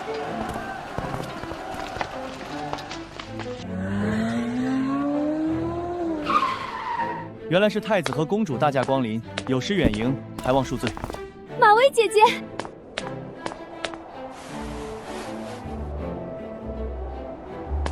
我们这次是秘密访问，提前没有告诉任何人。你是如何知道我们在这里的？太子和公主所带来的这些护卫，虽然也身着便服，但身上那股肃杀之气却是无论如何无法掩盖，与此地的平民差异甚多。我苦海爱与外界交流甚少，突然冒出这么一伙人，自然引人注意，于是便有领民将此事上报，让我们前来查探。原来如此，本太子来此一观，发现这里似乎一应事物皆与外界差别甚大，不知领主可否为我介绍一二？当然可以。他们所骑的物件叫做自行车，这东西由各种零件组成，无需像饲养马匹一样喂食草料、精心照顾，只靠人力便可坐在上面飞驰，速度不逊色于马匹。这叫电灯，无需点燃灯油，也无需专人照亮，只要通电，便可在夜晚发出光亮，将周遭照得亮如白昼。我就说吧，他不是一般人，这些奇物咱们在外面哪曾见过？哼，终究不过是旁门左道罢了，上不了大场面。你，太子、公主，此处不是说话地方，不如去领主府一叙。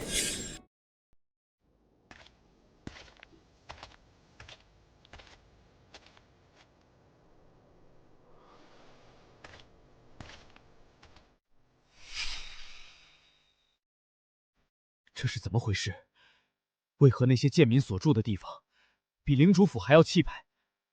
太子有所不知，之前领地破败不堪，不宜居住，因此我上任之后，首先便制定了整个领地的重建计划。在建设规划中，第一步全面翻新的是所有的民房，第二步建设的才是领主府。如今民房翻新工程还有几处没有完工，因此这领主府的重建便也还没有开展。幼稚，治理领地方面你还差远了，让本太子来教教你吧。身为一城之主，要处处居于贱民之上，树立尊严，让贱民为你惧你，这才能让他们服从教化。现在你让这些贱民在居住规制上压过你一头，他们便会从此轻视你的权威，长久以来必成祸患。太子之见，恕在下不能认同。在我的老家，有一位先贤曾这样说过：安得广厦千万间，大庇天下寒士俱欢颜。无炉独破，受冻死一族。对于人民而言，他们并不会因为自己的领主地位高而对他另眼相看，相反，他们更在乎领主能不能让他们吃饱穿暖、安居乐业。天下是人民的天下，统治者将人民记在心里，人民必会将他高高举起。相反，若是统治者不得民心，则必会被人民所推翻。哼，强词夺理，简直是歪理邪说、无稽之谈。天下之事，在皇帝，在众位公卿，区区贱民，能奈之何？我想，我们不必争论，谁对谁错，一看便知。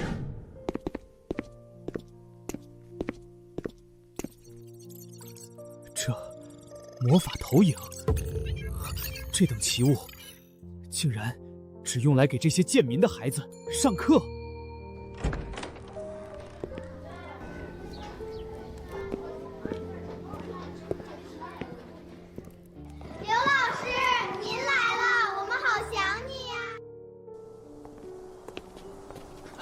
领主大人，乡亲们，你们的生活也不富裕，自己留着吃吧。因为有了你，我们才能过上如今的日子，这是我们的一点点心意。你要是不收，我们心里过意不去。就是啊，领主大人，你就收下。看见了吗？在莱顿帝国，将来都是人们惧你畏你，一见你便磕头下跪。你何时见到过这被民众簇拥的场景？这二者孰优孰劣，我不用说，你便清楚。难道他说的真是对的？领主大人，救命啊！领主大人，求你救救我弟弟他们的命吧！有事慢慢说，到底怎么了？是海族，海族打来了！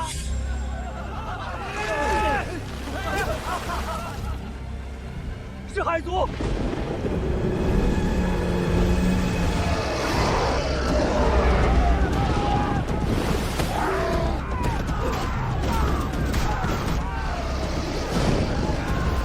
那些被海族抓住的人中，就有我的亲弟弟。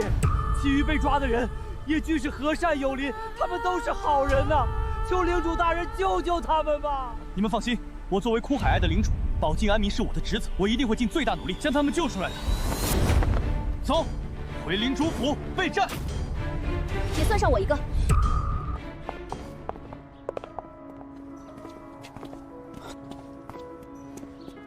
你们不会真的想和海族开战吧？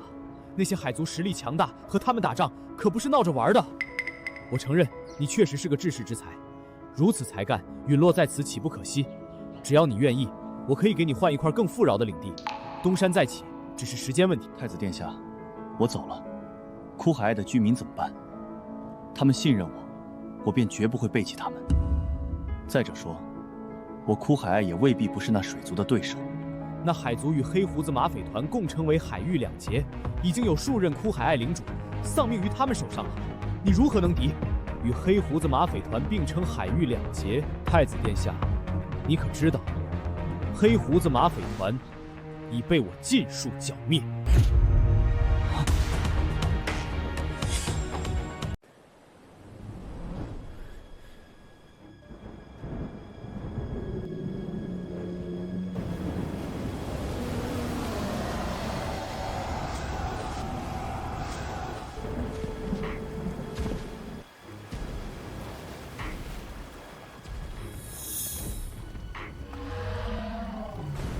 人类，我乃海族使者艾瑞泽，海族王庭麾下将军，来此与尔等的领主有要事相商。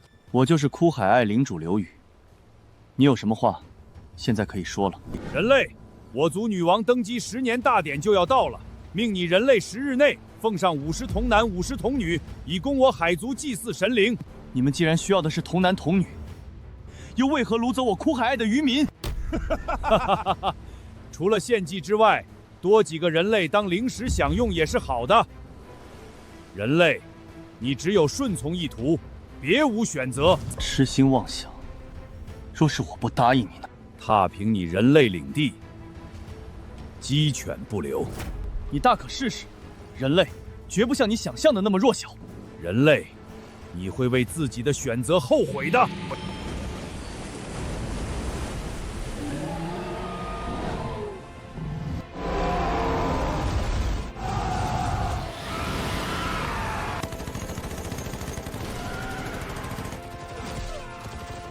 不准退，迟钝继续冲锋！我们打不穿他们的盾牌，上火箭筒！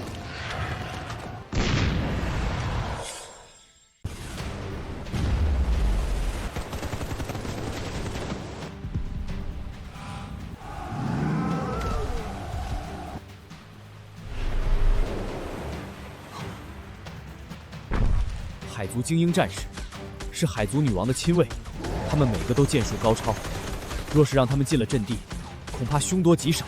哎，快跑啊！他们不是人类，是魔鬼！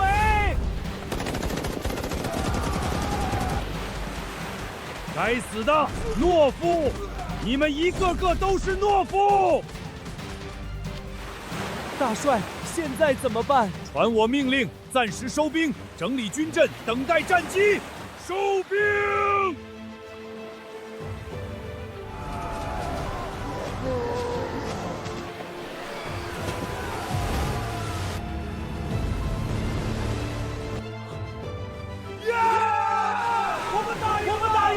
我们打赢海族了！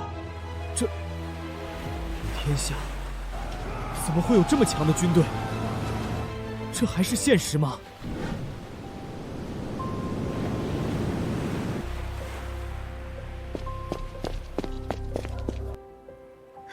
真不愧是你，我觉得以你的实力，绝对称得上当今最强召唤师。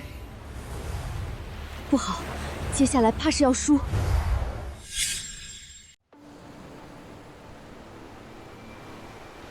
此话怎讲？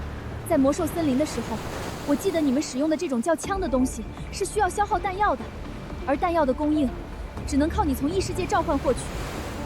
当时的战斗力度和现在相比，简直是小巫见大巫。以你的实力，能提供足够的弹药供应吗？海族军队的数量庞大无比，持续消耗下去，就算我们得胜这几仗，弹药也迟早会打完。届时没有子弹，我们根本不是海族的对手。你还挺聪明，竟然一眼就能看到之后的危机。 10万火急了，你还有心思笑？你看那边。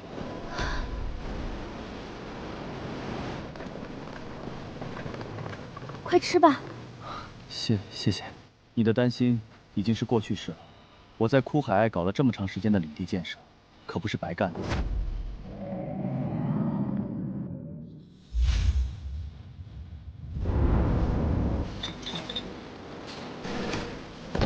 工人兄弟们，歇会儿吧，饭好了，快过来吃饭。厨师大哥，我们还不饿，再多干一会儿吧。前线打仗的弟兄们正急等着子弹用呢，他们流血牺牲，我们也不能掉链子。艾瑞泽，你让如此多的海族勇士折损在人类手中，该当何罪？女王息怒，这些人类确实强得离谱，和之前截然不同。不过请您放心，我已经想出了制胜方法，下一战定能取胜。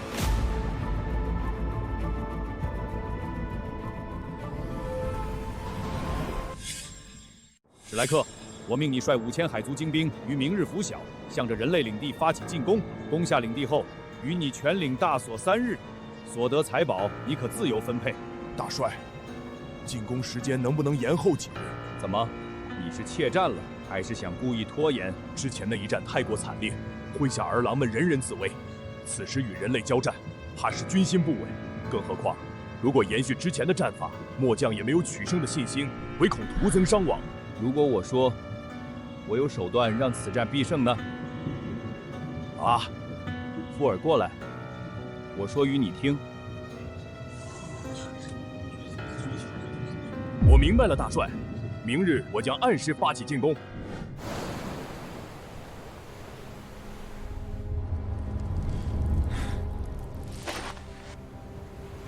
今天就让你们亲眼看看，你们人族领地是如何被我海族大军踏平的！不可能，有领主大人在。冥顽不灵，传令，全军进攻！海族勇士听我号令，全军进攻！这些海族看来是不长记性，还敢上来送死？就是，这么好的天气，再加上眼前这片开阔地，他们简直就是活靶子。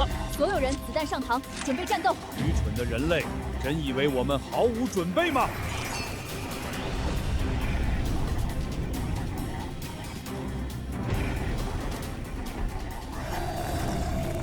不好，目标消失了。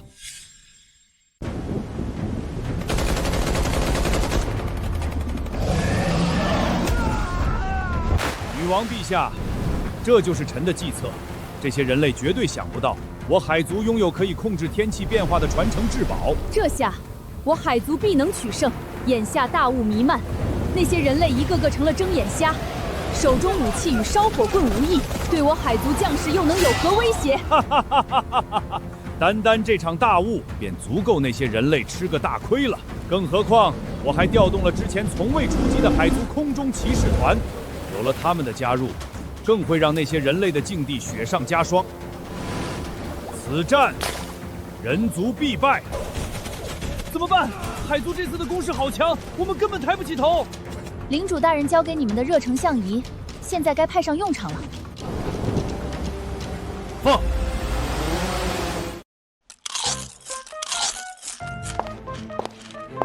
你这吃货，别吃了！你家主人让我告诉你，是时候去对付那些海族的小虫子了。终于轮到我上场了，四肢都快躺退化了。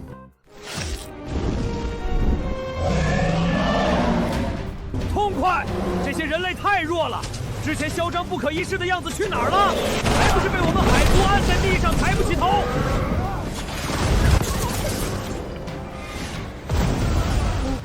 那是什么？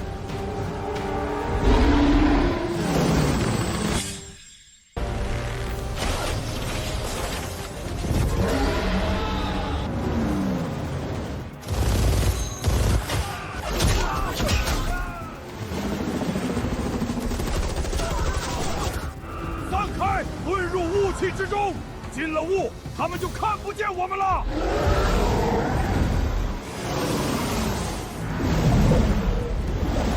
哈哈哈哈哈！这下你们成了睁眼瞎，还怎么抓到我们？蠢货，不知道巨龙可以靠感知温度锁敌吗？那些无人机更是除了能热成像，还拥有雷达功能。你们的小动作简直就像黑夜里的萤火虫一样明显。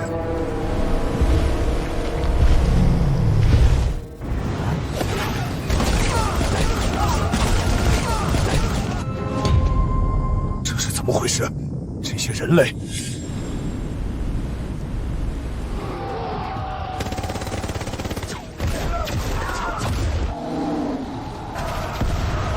撤退！快撤退！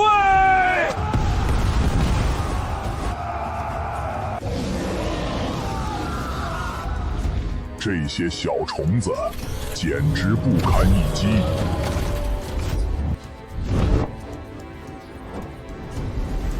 找到你们了！投降，或者死！唉，我投降。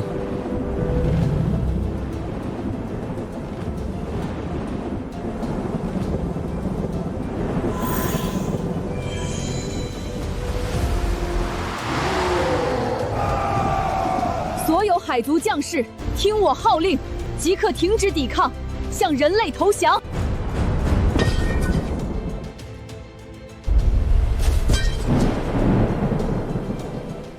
尊敬的人类王者，您的武力远超我族想象，如同深海之下奔涌的暗流，威严又不可撼动。我海族愿意整族归顺，听候您的差遣，并奉上聚宝纳迦权杖。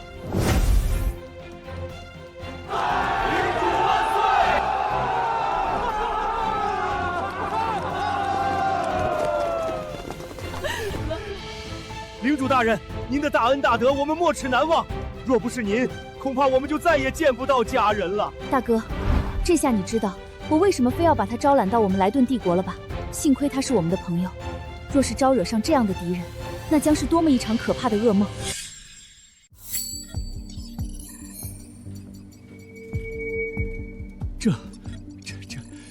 这简直是一次颠覆人类科学观的发现。怎么说？小刘同志送回来的这根权杖，真的这么关键吗？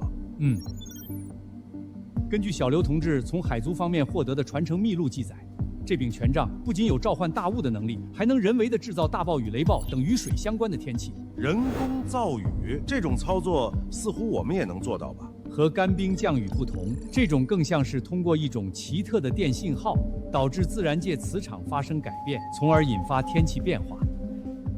也就是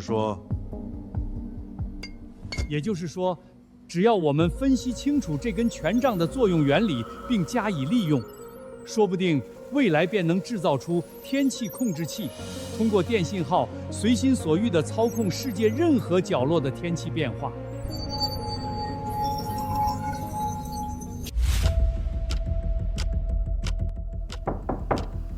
总统先生，您这是？我有重要情况要向您汇报。怎么了，伍德先生？你可以开始汇报了。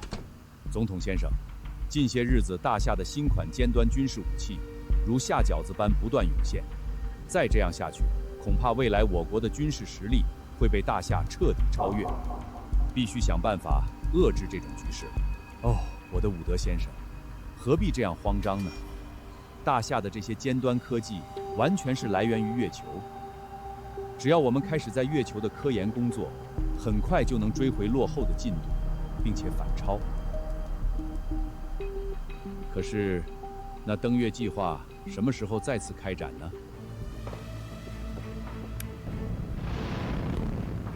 就在今天，我命令宇航局秘密打造的新一代登月火箭已经升空了。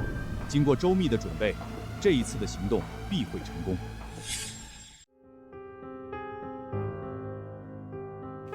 你说什么？那些该死的科学家团队在月球待了1个月，什么也没有发现？是的，那些科学家汇报说那里并不存在什么外星文明，也不存在外星生物活动存在的踪迹。那你让他们给我解释一下，全白头鹰几亿人在电视上所看到的那只龙，到底是从哪里冒出来的？难道我们几亿人都出现幻觉了吗？他们说，那只生物可能是从外星迁移过来，只是在月球短暂歇脚，并不是本土生物，不然不会一点生存痕迹都没有。一派胡言。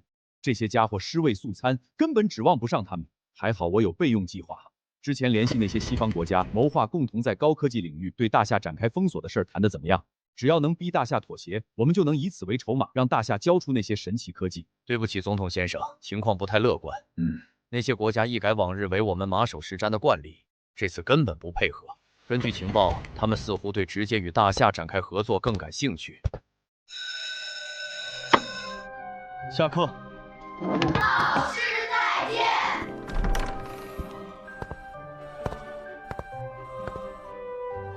之前海族报告说，他们的岛屿上有一处洞口正在不断向外溢散黑色粘稠的液体。那黑色液体的取样送来了吗？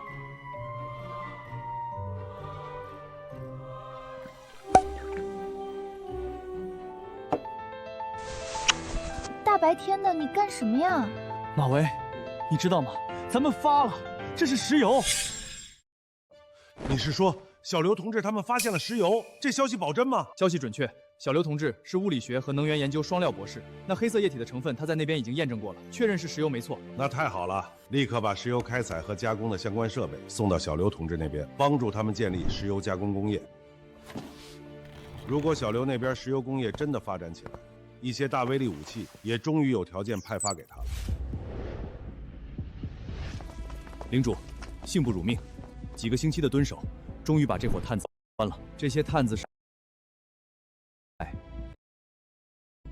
禀领主，货都是来自希尔顿。希尔顿帝国皇帝曼施坦因知道您现在在这里任领主，决定派大兵征讨，踏平枯海隘，为死去的三皇子伊列克报仇。这几个探子便是他派来打前哨探听情报的。你们究竟是哪个人向他们透露了情报？这么没骨气！苍天可见，我一个字都没说，向老天爷发誓，我也是。你们没说，这家伙是怎么把我们的底细摸得这么清楚的？你们这些家伙哪知道我们领主神通广大，手里有种独门装备叫做窃听器，你们的一举一动都在领主大人的掌控之中。乖乖如实招来，说不定领主大人还能将你们从轻发落。乖乖，希尔曼帝国这次真是大手笔，不光召集了本国军队，更是征召了7个附庸国的部队，组成联军，共10万大军兵发枯海隘。我看曼施坦因这是醉翁之意不在酒，他的目标其实不只是领主大人一个。什么意思？马威说的对，希尔曼帝国此行的真正图谋其实是莱顿帝国。我枯海隘整个领地的民众加在一起也没有10万之众，哪里值得他发如此大兵？他的真正目的是从希尔曼帝国到枯海隘所经过的莱顿帝国的这些郡县，他想将这一大片地盘全部收入麾下。曼施坦因竟如此居心叵测，大哥已经返回京城，我得立即写信告诉他这一消息，让他早做准备。希尔顿帝国此次来势汹汹，我莱顿帝国匆忙应战，恐怕准备不足，败多胜少，还请你一定要助我们一臂之力。这都好说，毕竟希尔曼帝国也已经将我们视为眼中钉，早晚必有一战。只是事先说好，我的部队不会听你们莱顿帝国指挥，只听我一个人的指令。可以，只要你愿出手，一切都好说。你们先谈着，我先修书一封，交骑士快马送往京城。光是这样还不够，即使在正面战场上击败希尔顿帝国的部队，也只能伤其意志，动不了根本。马维，我交给你一项重要任务，这项任务关系到最终的成败，你且附耳过来。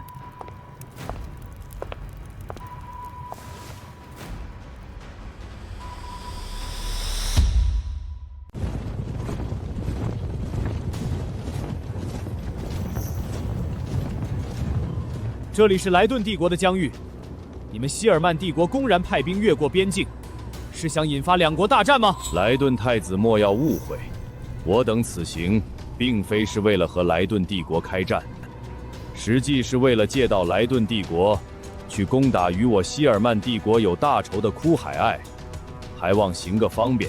这怎么可能？有哪个国家会放敌国军队入境，引狼入室？还请将军速速退兵。我们以礼相待，你却执意不肯。既然如此，就休怪我们强攻了。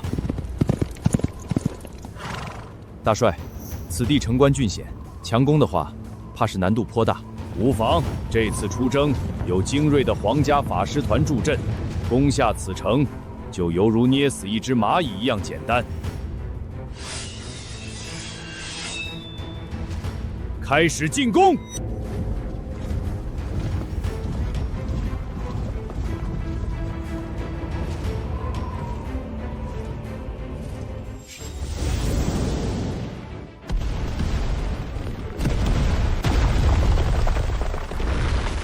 区区凡物，如何抵挡魔法的威力？全军听我号令，攻敌薄弱，破城！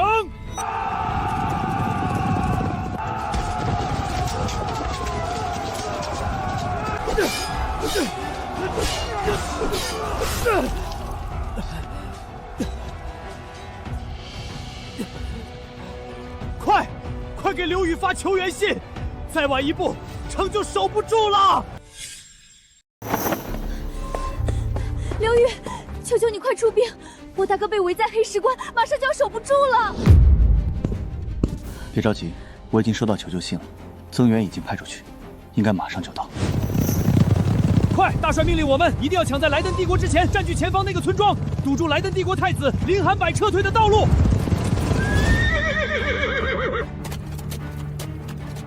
那是什么？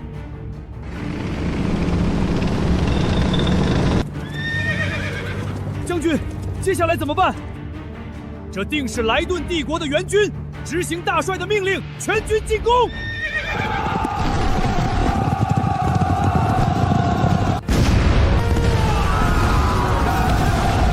坚持住！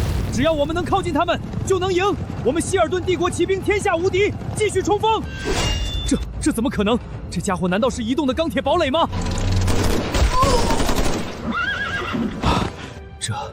这到底是怎么回事？我们遭遇天罚了吗？月球巨龙事件绝对是大夏的阴谋，他们在进行外星生物实验，他们的科技绝对是从月球上得到的。月球是人类共同的财产，我认为大夏必须交出这些科技。白头鹰这次真是不要脸了，别人搞出来的东西，凭什么白白送给你呀？他们这么不要脸，也不是1天2天了，早习惯了。白头鹰代表，说话要讲证据，你的发言极度不负责任，充斥着对我国科学发展的恶意揣测以及刻意抹黑。我现在严正要求你道歉。自己没有能力做科学研究，便想着强取豪夺别人的东西，霸占我大夏的研究成果，妄想！一派胡言！大家不要听大夏代表在这里胡搅蛮缠。我是不是胡搅蛮缠？大家心中自有公道。与你们不同，我大夏一向乐于实现人类的共同进步。我在此宣布，大夏将建立一个科学交流中心，在那里，我们会将最新的一些科研成果与各国分享，实现全人类共同发展。大家如果有意向，可以在会后找我细谈。完了，这是变天了，大夏崛起，这是势不可挡了。照这样下去，城破只是顷刻之间的事，而出城的路由我希尔曼骑兵军团守着。莱顿帝国太子只有死路一条。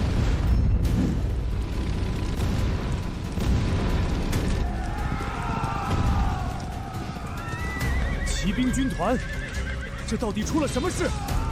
我的骑兵军团怎么就剩这么点人了？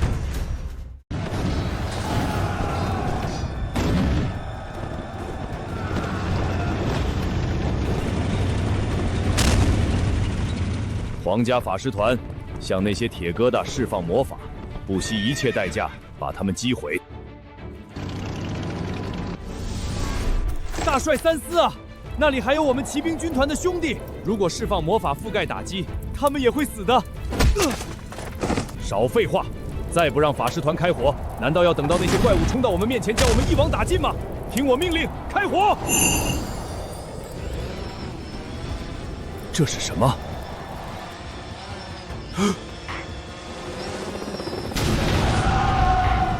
皇家法师团就这么没了，这是天罚吗？大帅快走，留得青山在，不怕没柴烧。3600枚炮弹，够希尔曼帝国喝一壶的。话说无人机远程侦察，加上自行火炮后方开火，这也算是异世界的第一次信火一体打击吧。李青这回做得不错，白头鹰的国际地位可谓是一落千丈。从此以后，攻守之势一也。白头鹰想维持霸主地位，痴心妄想去吧。咱们这边可谓是一切顺利了，就是不知道小刘同志那边形势怎么样。那边条件太差，新式的坦克难以维护，所以我们只能将老旧的594送过去。不过594应该在那边也够用了，希望他们一切顺利吧。马维大人，我只能送您到这儿了。行动结束后，请您原路返回，我会在这里接应您。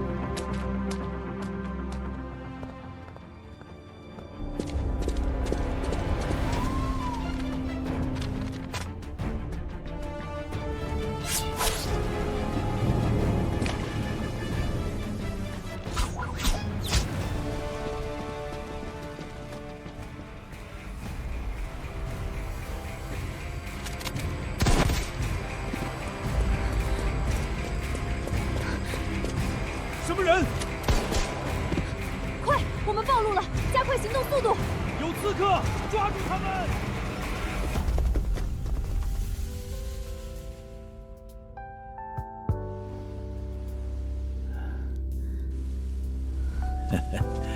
美人，可想死陛我了！下，发兵征讨莱顿，难道都是假的吗？不过是找个借口吞了莱顿的地盘罢了。我可是想你好久了。之前老三在，我还不好动手，现在他不在了，却是方便多了。你就从了我吧，跟着我，我保你终生荣华富贵。若是你伺候得好，皇后之位也不是不能坐一坐。来人，快抓刺客！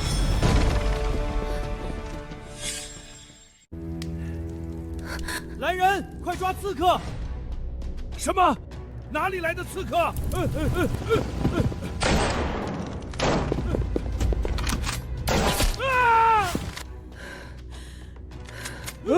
老东西，往哪儿跑？卑鄙刺客，快放开陛下！老家伙，让你的侍卫放下武器，不然我就一枪打爆你的头！你们这些混账，都给我把武器放下！你们难道想让我死吗？老东西，快点走！不要跑！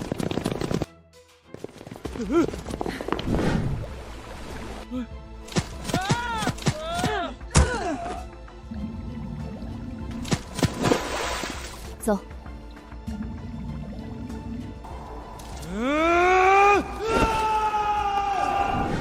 多谢相救，要不是你们来，我恐怕早就城破身亡了。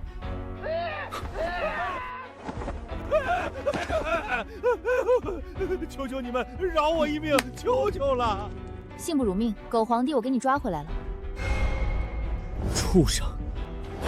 你知道你为了一己私利发动战争，害死了多少人吗？你百死不足惜。是，你说的对，我知道错了，求求你们饶我一命。你还好意思求饶？我今天就要了你的老命！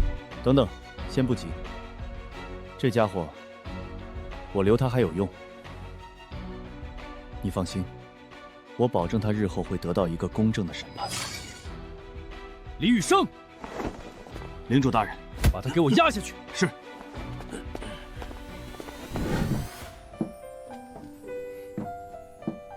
马伟，你这次干得很不错，一次斩首行动，不知道拯救了多少人的性命。那么你要怎么奖励我呢？那啥，我还有事，我先走了。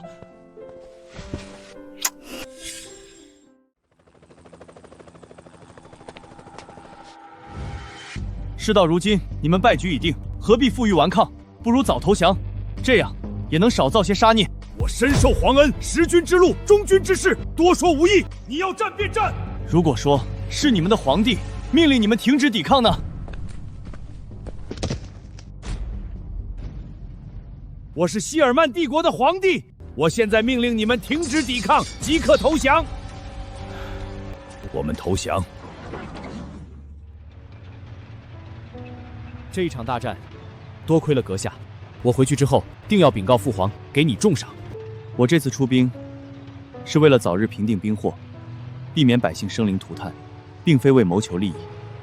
两国合并后，若是能让所有百姓都能吃饱穿暖，安居乐业，便是对我最大的赏赐。我知道了，我会将你的话原封不动转告给父皇。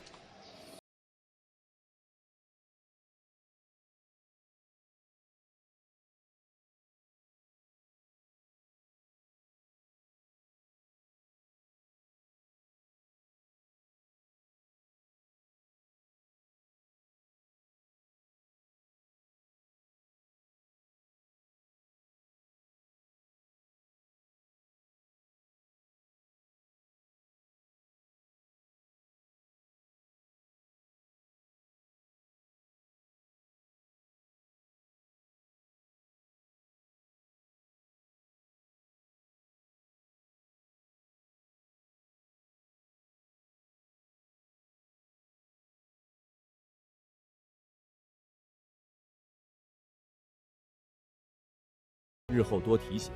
您客气了。这是什么东西？好强的邪恶气息！这是什么？看起来像是来自更高维度的空间裂缝。看起来这些高维生物拥有极强的攻击性和腐蚀性。传我命令，启动最高战备，随时准备动用一切资源支援刘宇同志。